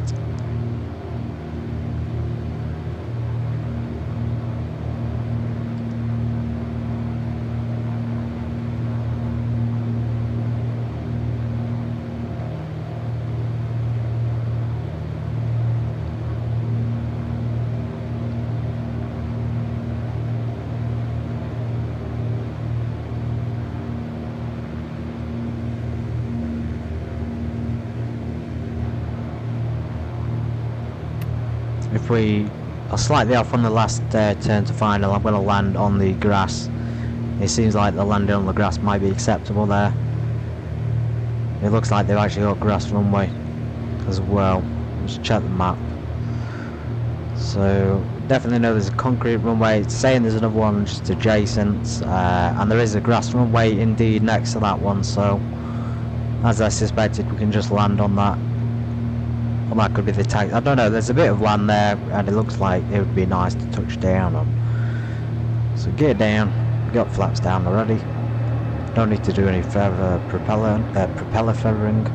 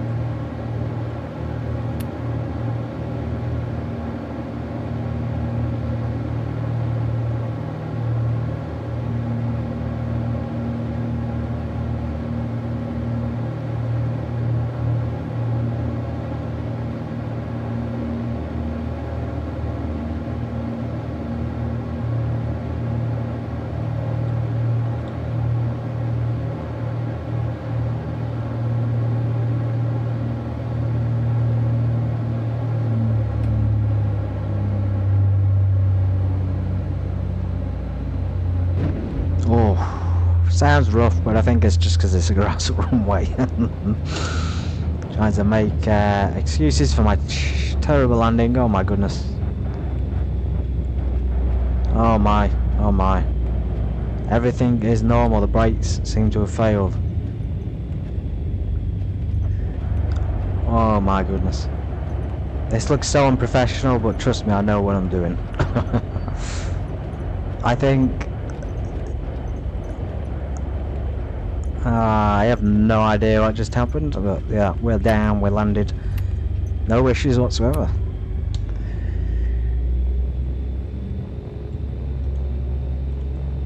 I got a feeling we're stuck in the grass. That could cut our journey short. Right. Back to the runway. That was indeed a grass runway. It was a very, very difficult to see grass runway. So, yeah, always be prepared for those final approaches.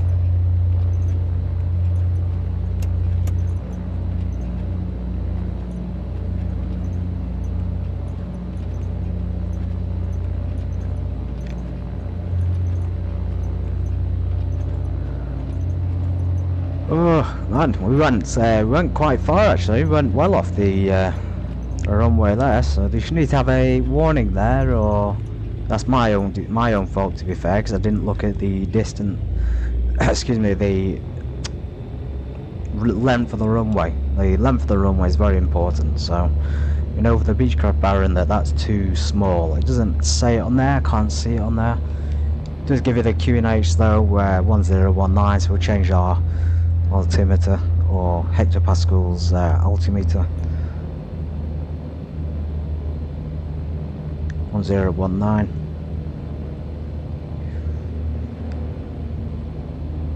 Awesome. So yeah, not much here. Standard sort of runway in the middle of nowhere.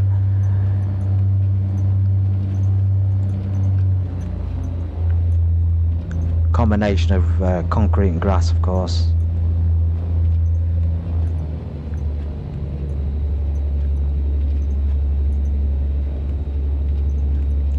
Does look like they've got some facilities.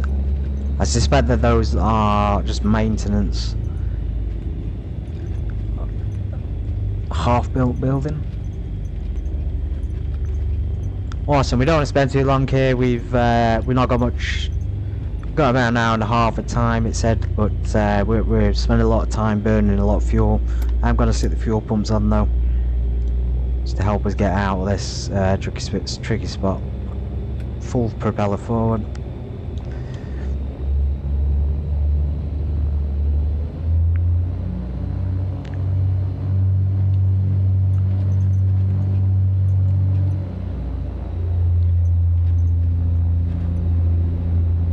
Back over to the grass runway.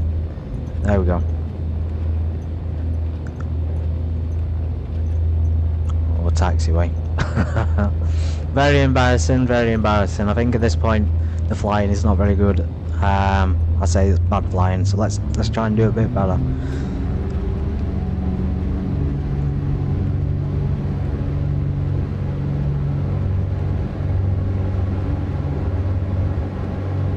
Oh, we just had about the right amount of runway there. Perfect. So now we can carry on back to our next destination. We're looking at our flight plan. I could go for Hotel, so that's Southampton, I believe. So we'll continue on to Southampton and hope the weather's slightly less windy.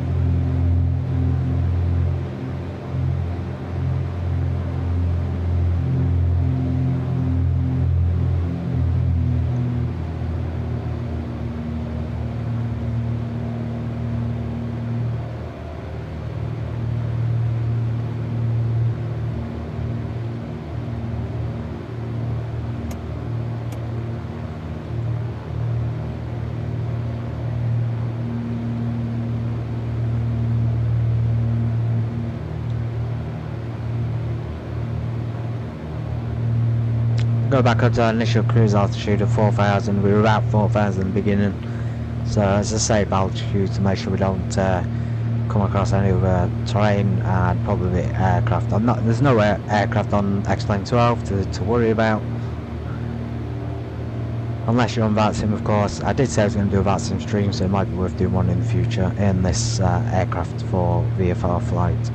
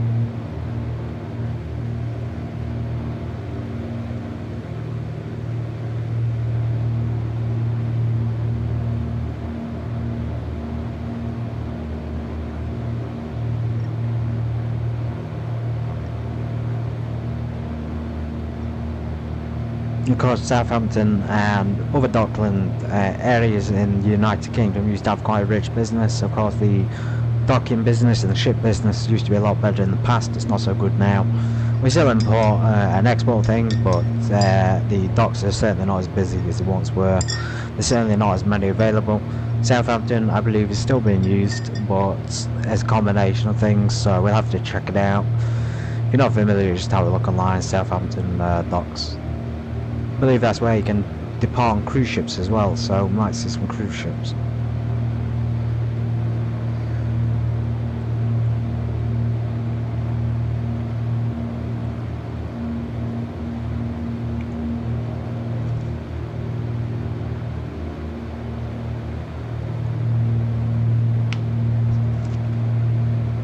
It's interesting you asked me that, Finders, because I really love the West Somerset train line. Not the necessarily the place, because I haven't been, but just the train station in general, because I had a online, basically someone online recommended me to use it as a sort of backdrop to a model that I was involved in. So yeah, how far am I from West Somerset Railway, Somerset? That's interesting. Let me have a look on the map. So West Somerset, and quite the loop there, haven't we? Jeez. We're going over to Southampton now, down here. I believe Somerset is quite considerably west, so we're far away, unfortunately. Let me check on the Google Maps.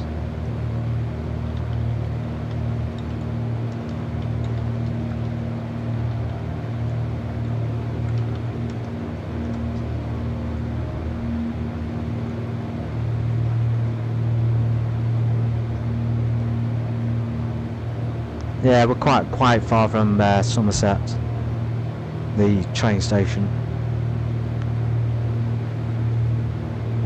That'd be interesting to fly to, wouldn't it? Or perhaps. So we're at.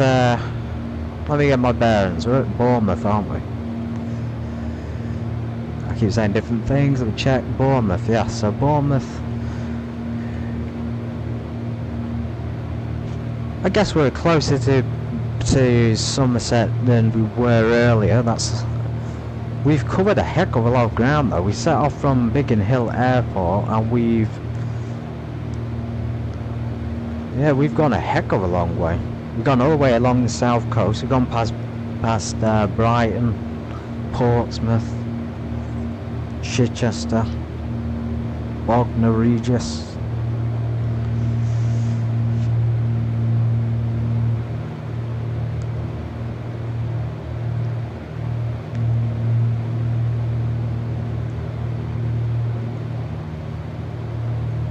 We're very close to Poole though. Bournemouth and Poole, Southampton. I mean, after this, we've got to be considerate of our fuel and the fact that we're going to go back to the airport without running out, and we've got to account for go-rounds and a whole lot. It is nostalgic. It's great place. Yeah, there is a lot of live webcams. I've seen a few of them myself. I have to say, I think it's called Bluebell. The Bluebell Somerset line is fantastic. Some fantastic trains along there, especially if you like what are they called? Ginty, shunters, things like that.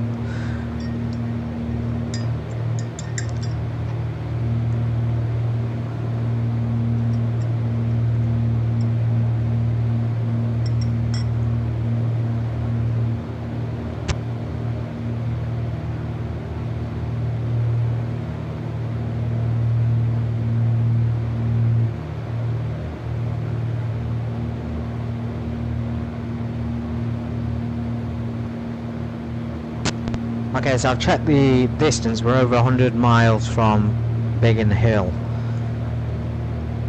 And of course, Biggin Hill is just south of central London, West Ham, Kent. So good coordinate there. We're over 100 miles. We are kind of pushing it now in terms of distance. I'm not sure we're going to make it back if we set off. If we keep going west, we're not going to make it back, because we've got a quarter of fuel left. About an hour's worth of fuel left.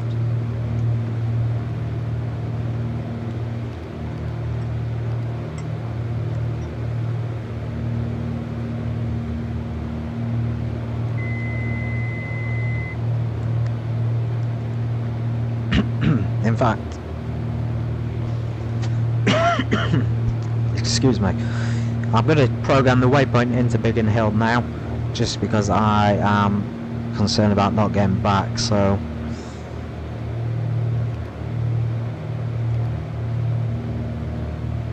no, we don't want that. We want flight plan.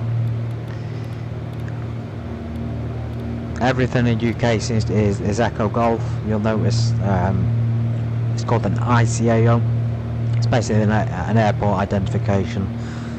There are of course abbreviations as well, which are very useful if you're flying around England navigating, particularly VFR.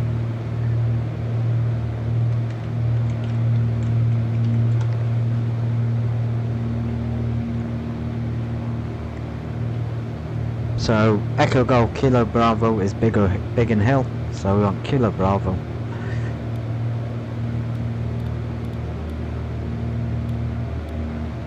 There you go, Biggin Hill, enter. Yeah, quite the distance. I think we probably have to make, basically this hotel is our last stop now, and then we'll return back.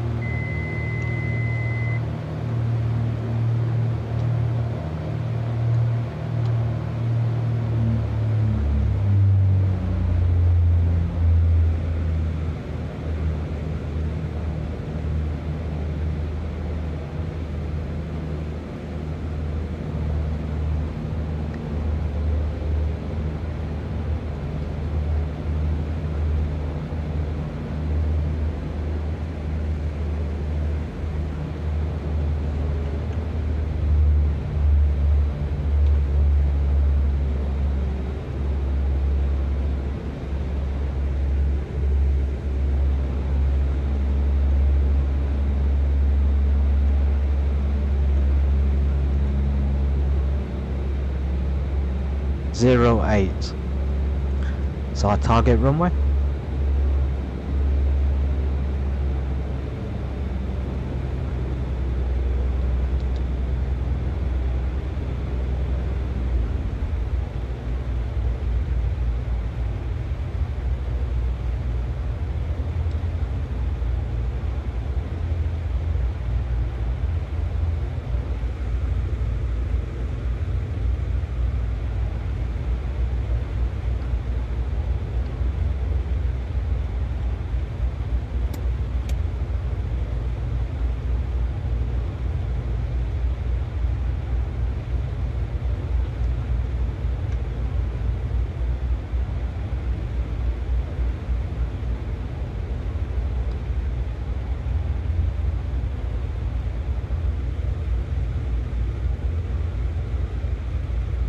There's the runway. So we're quite on track for Bournemouth.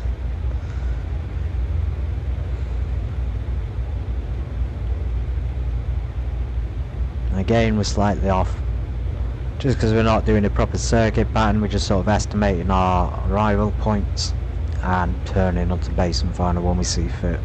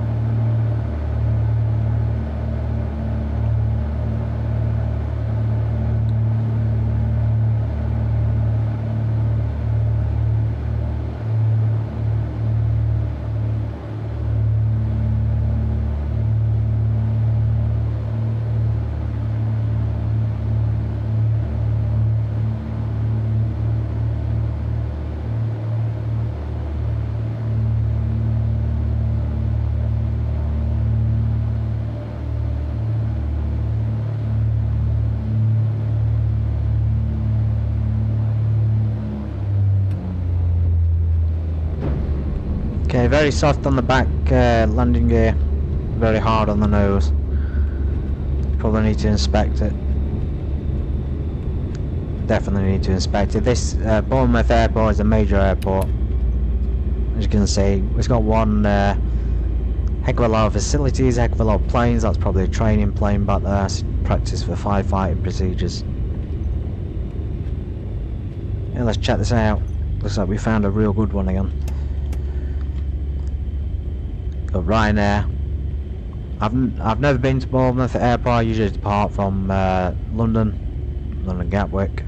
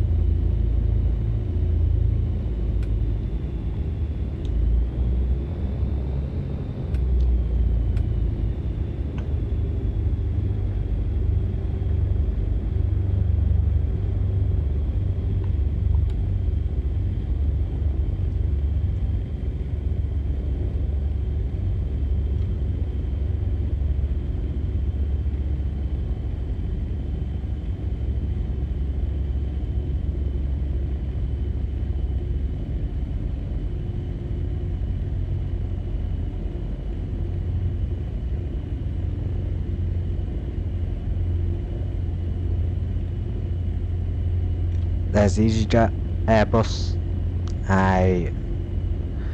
another brand, something like that. Ryanair in the 737, of course, and looks like Air France are in the CRJs, or sorry, MDs. It's either a McDonnell Douglas or a CRJ. Can't quite make it out. Yeah, proper terminal, proper facilities at the airport. So again, if you're looking at running from Bournemouth, this might not be the best option for general aviation, but certainly got commercial landing facilities available.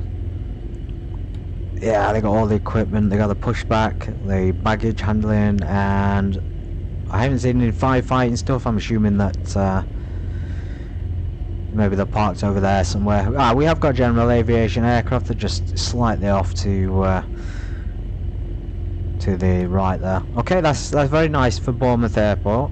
I can't see much point in carrying on to another destination, so we might as well head back to Biggin Hill, because the aim is to fly until we run out of fuel, and at the moment we're less than a quarter tank, and we have quite the distance. We have 77 nautical miles to go to get back to Biggin Hill, so if we start now we'll probably make it in time.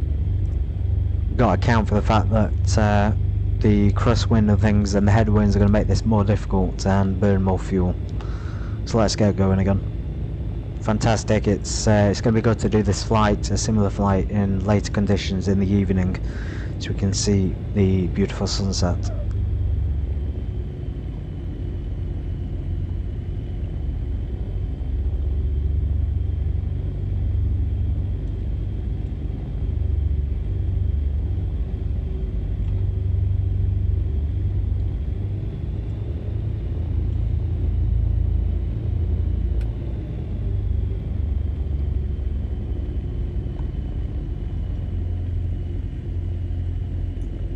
Check that windsock. So we need to be taking off to the right, so we'll go left. We'll backtrack down the runway and then we'll make a 180 turn back into the wind.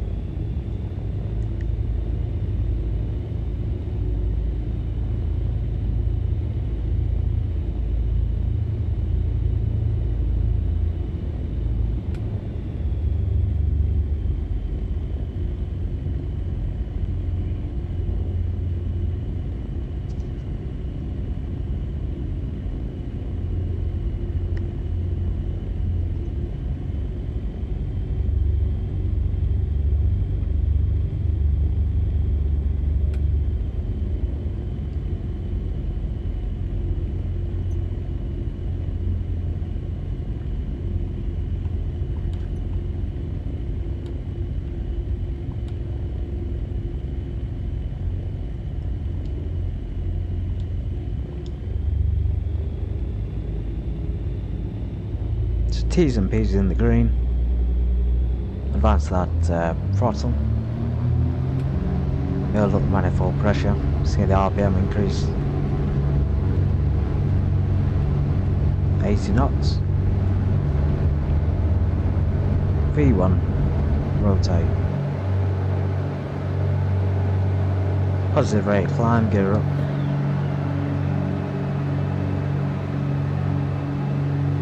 Okay, we can definitely go back up to our cruising altitude of 4,000 feet as we make our way back to Biggin Hill, just on the outskirts of London. If you haven't seen this from the beginning, I'm going to put some timestamps in to make sure you all know where we've landed on this journey, and it's been fantastic. I've enjoyed it. Still much more to come, of course. For now, we can make our way back through sunny England, move that because we want to see the sun, back through sunny England to hopefully sunny London. Consider consider London to be a separate city, separate place. It's almost like another planet. It's completely different to any other part of England. Completely.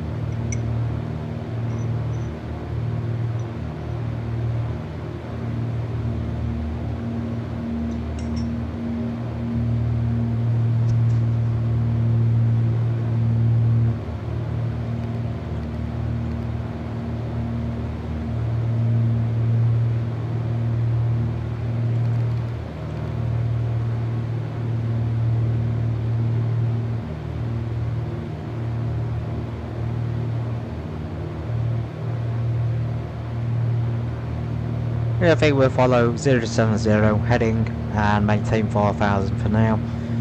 Keeping that nose slightly below the horizon there, just so we can see where we're going and make sure we're not coming into contact with any other aircraft.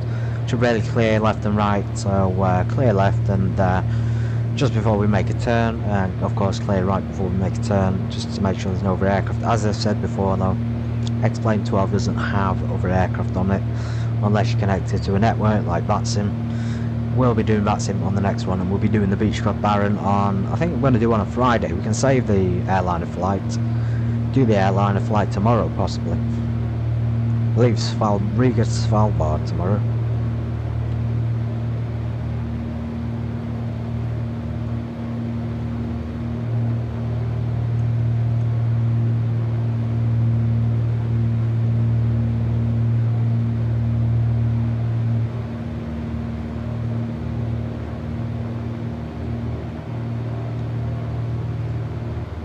Okay, there's 4000 feet, so we'll level off. Just pitch, and then you can trim. The power's already in a good enough setting for a cruise. Just trim it slightly nose down. Take the burden on the yoke, and there you go, flying without any hands. Stick the autopilot on and the heading navigation.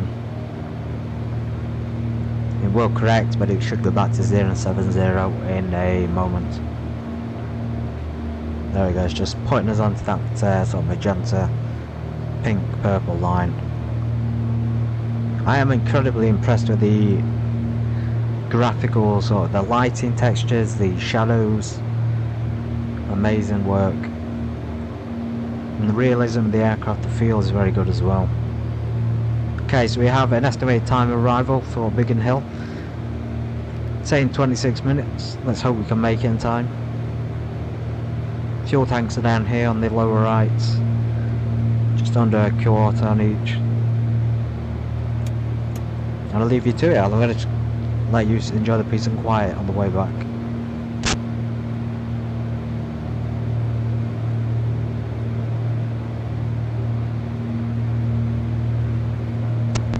Yes, finders, this is live weather. I do all my flights with live weather, and time of day is real as well, so this is the real time of day and it's the real weather. I have to say though, it is accurate because England is very, very sunny and warm today, so the metadata that it's downloading is perfectly acceptable in my eyes to use as real world weather, because it's pretty much spot on.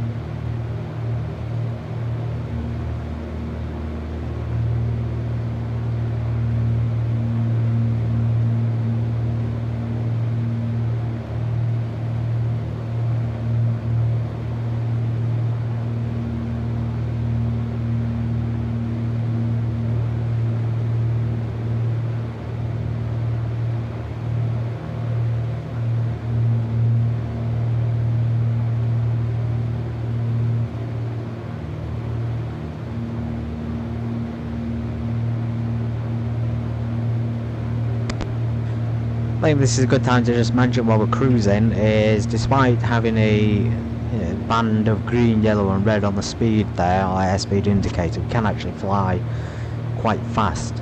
We can cruise, saying 200 knots as the cruise speed. That's probably a bit too fast on this. So I'm wondering if we've got a either updated version or an outdated version of the Baron. The takeoff speed is about 105, the landing speed is about 85 knots.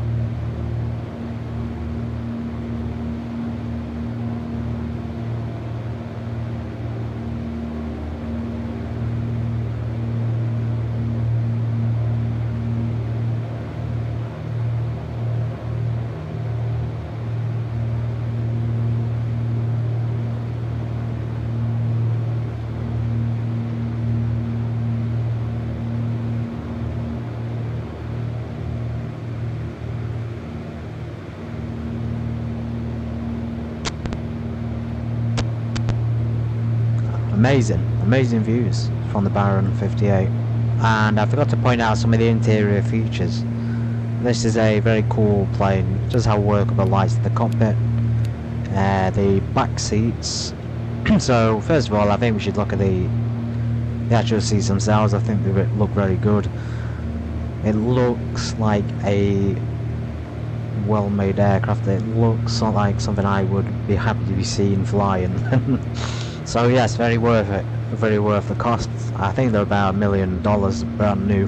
Not brand new, but about $1 million, which is fair enough.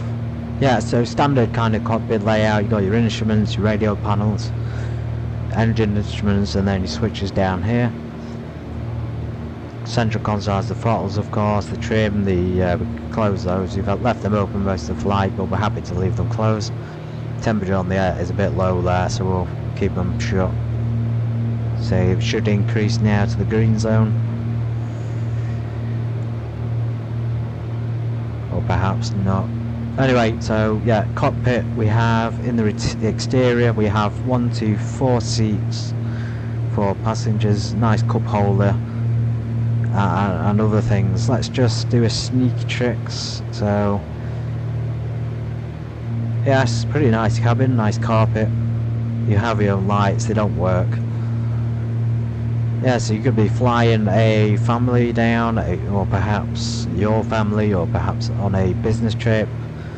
And there's plenty of room, a nice little cup holder station there, probably some drinks and refrigerator underneath in this cabinet.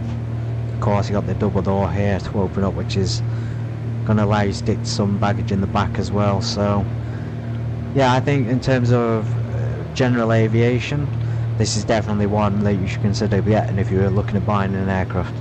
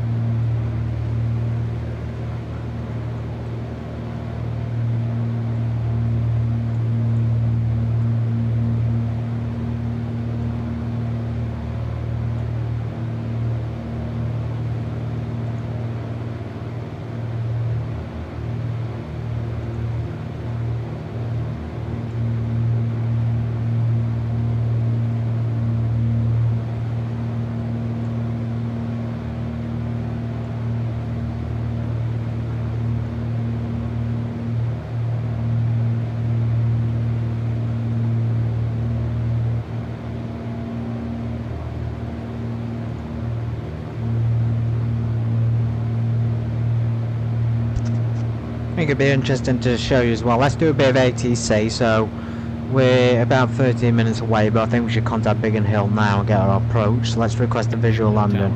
November 4-5 X-ray Sierra. Request landing. 5 X-ray Sierra. Information Lima current. Climb and maintain flight level 190. Turn right direct about. Descend via Alpha Victor Alpha November 1 Charlie. Arrival to flight level 100. Expect vectors by Godlu. 4 visual approach runway 03. Information Lima. Climb and maintain flight level 190. Turn right direct upon.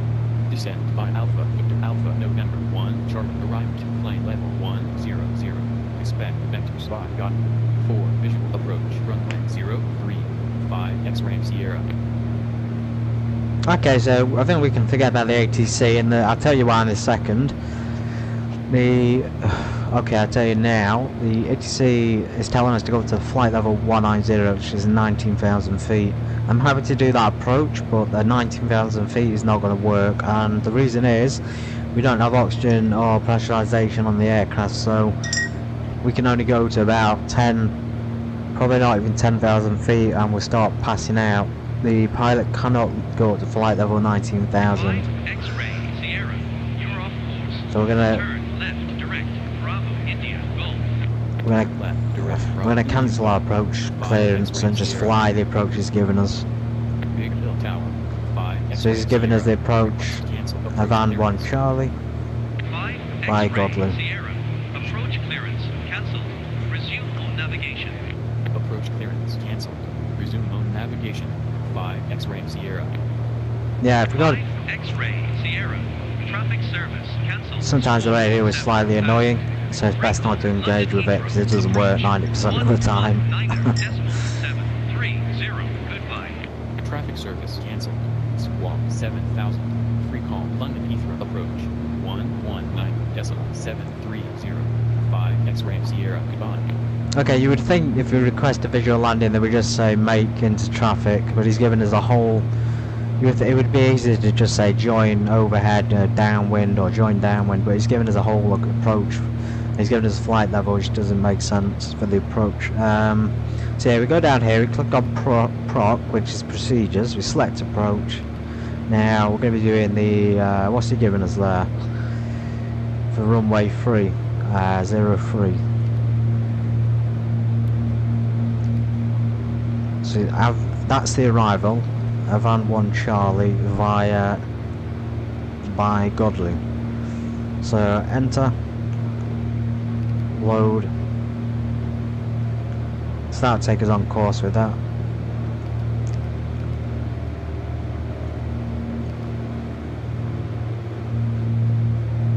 Okay, Godley is way too far away, so we're going to cancel that procedure. Flight plan. And we're going to fly directly there instead.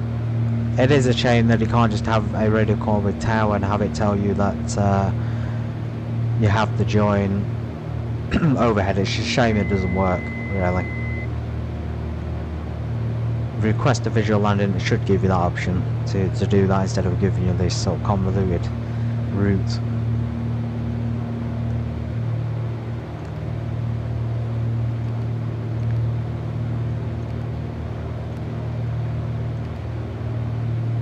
I'm flying this manually. You'll notice I'm going to go manual from now on. We've only got the flight plan is not showing us, but it should be.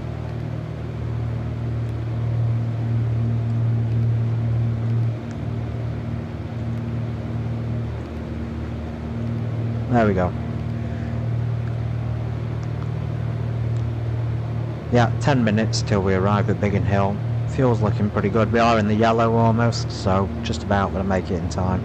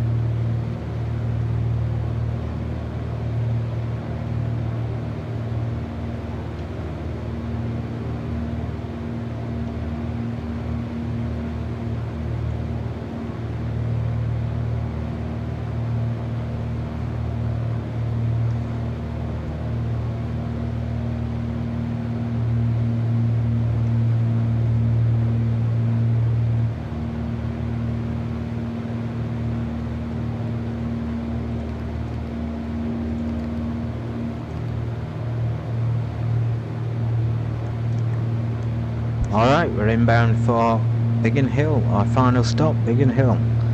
As you can see, just over the amazing glisten of the nose of the aircraft, we have the airport in sight. We landed on runway 03, as you can see, it's the runway we're currently pitched heading to. We have a nice little airfield down here as well, just on the lower left. Fantastic. We didn't manage to do London City, but to be fair, it's going to be packed at this time of the day. I don't think the Baron will do very well, and I know the approach is a bit convoluted if you want to do a instrument approach there. It takes a while in the Baron, let's put it that way, compared to the 737 of course. Okay, we're going to prepare to land, so I'm going to start my descent, so disengage the autopilot. Love flying the Baron, hand flying the Baron. And I think what I'm going to attempt to do is a downwind join onto runway 3, so we're going to start to... I'm not going to do an overhead join, I'm just going to do a standard join. I'm going to assume it's right hand traffic, I should really listen to the ATIS. So if you just said join downwind on visual landing, I could have done that, but he hasn't, so unfortunate. Let's just assume it's right hand, left hand traffic. We're going to join left hand traffic to runway 03, downwind like.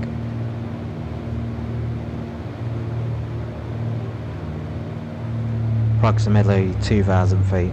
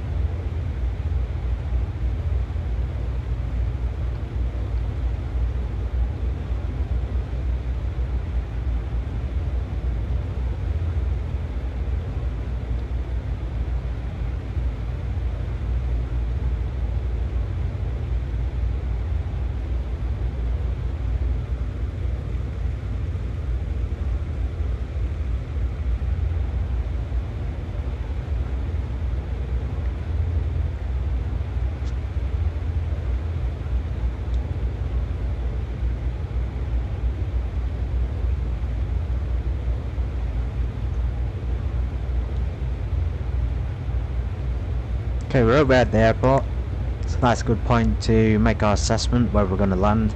Let's say we are, there's no traffic, weather conditions are good, so now we can make that turn to downwind on runway 03. Level off at about 2,000 feet.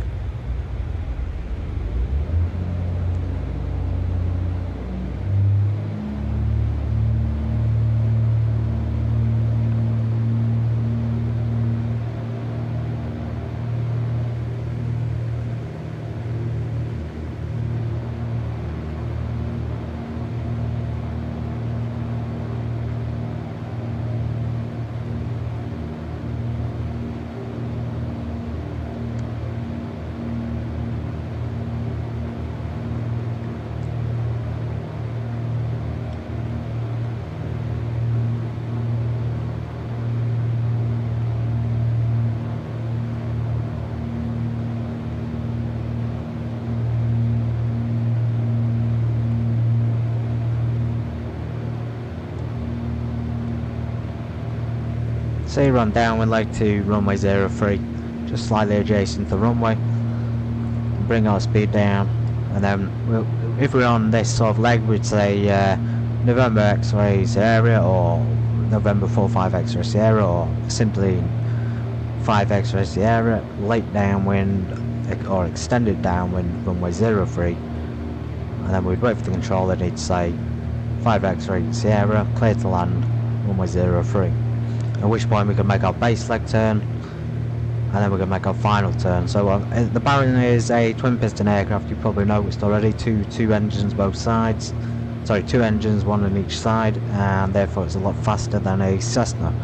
So when you're coming in, you probably want to This guy is a lot more different to handle. You don't want to be pitching down as steeply because it's, as we've seen, it does crash down quite hard if you don't keep the nose up on final. I'm sure there's some people who fly this for real who can confirm that. Okay, so we make our base leg turn. Make sure we bring that speed back to about 120, I say. Prepare to put our flaps in on base leg.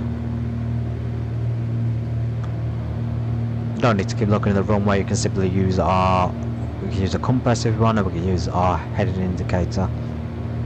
Tell us when we're adjacent, so that's about there. Stick our approach flaps on. Begin a slow descent towards the runway. How should we judge that turn onto final though? I've noticed a few times on today's stream we've misinterpreted it.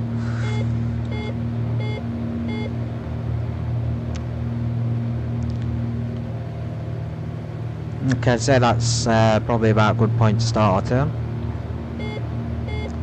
That's just indicating we need to put the gear down, we're too slow. 20 degrees of turn onto final. It's quite windy. There we go. Gear down.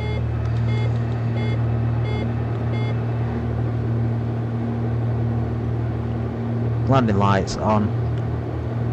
Propellers set.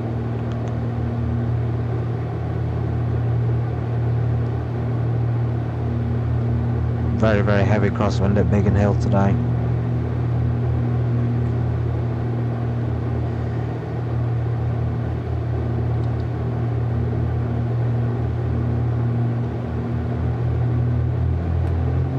Put the propellers fully forward.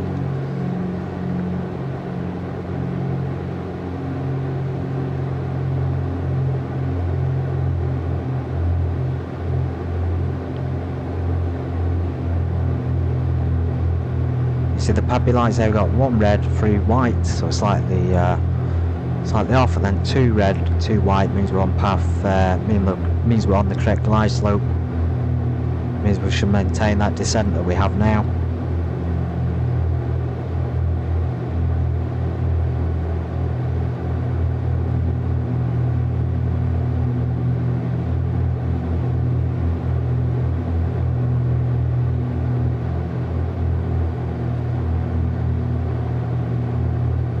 Remember, the aircraft has a tendency to slam down unless you keep the nose up.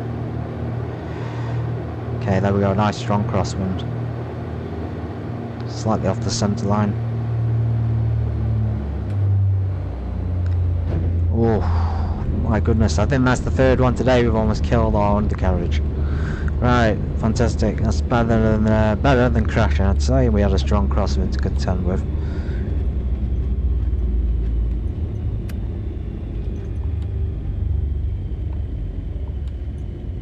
Sign in the wrong place there, right in the middle of the taxiway.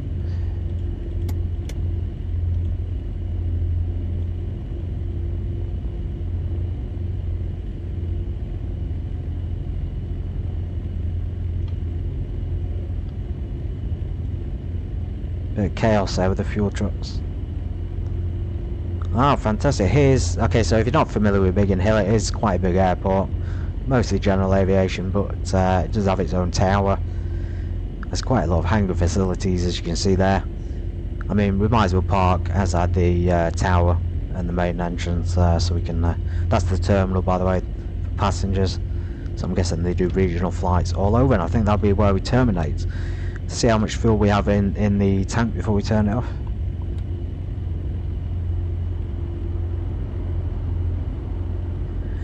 This is not a Baron that you see in the background, this is a King Air, so I believe that's a same company, but it's a different kind of plane.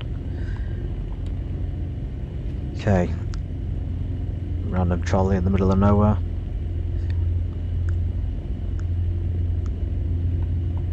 Let's go ahead and sneakily park here. Awesome, so we do shut down, just reduce the propellers, fuel.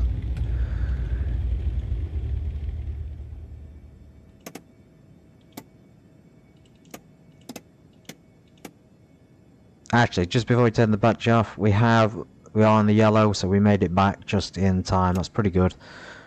Very good, actually.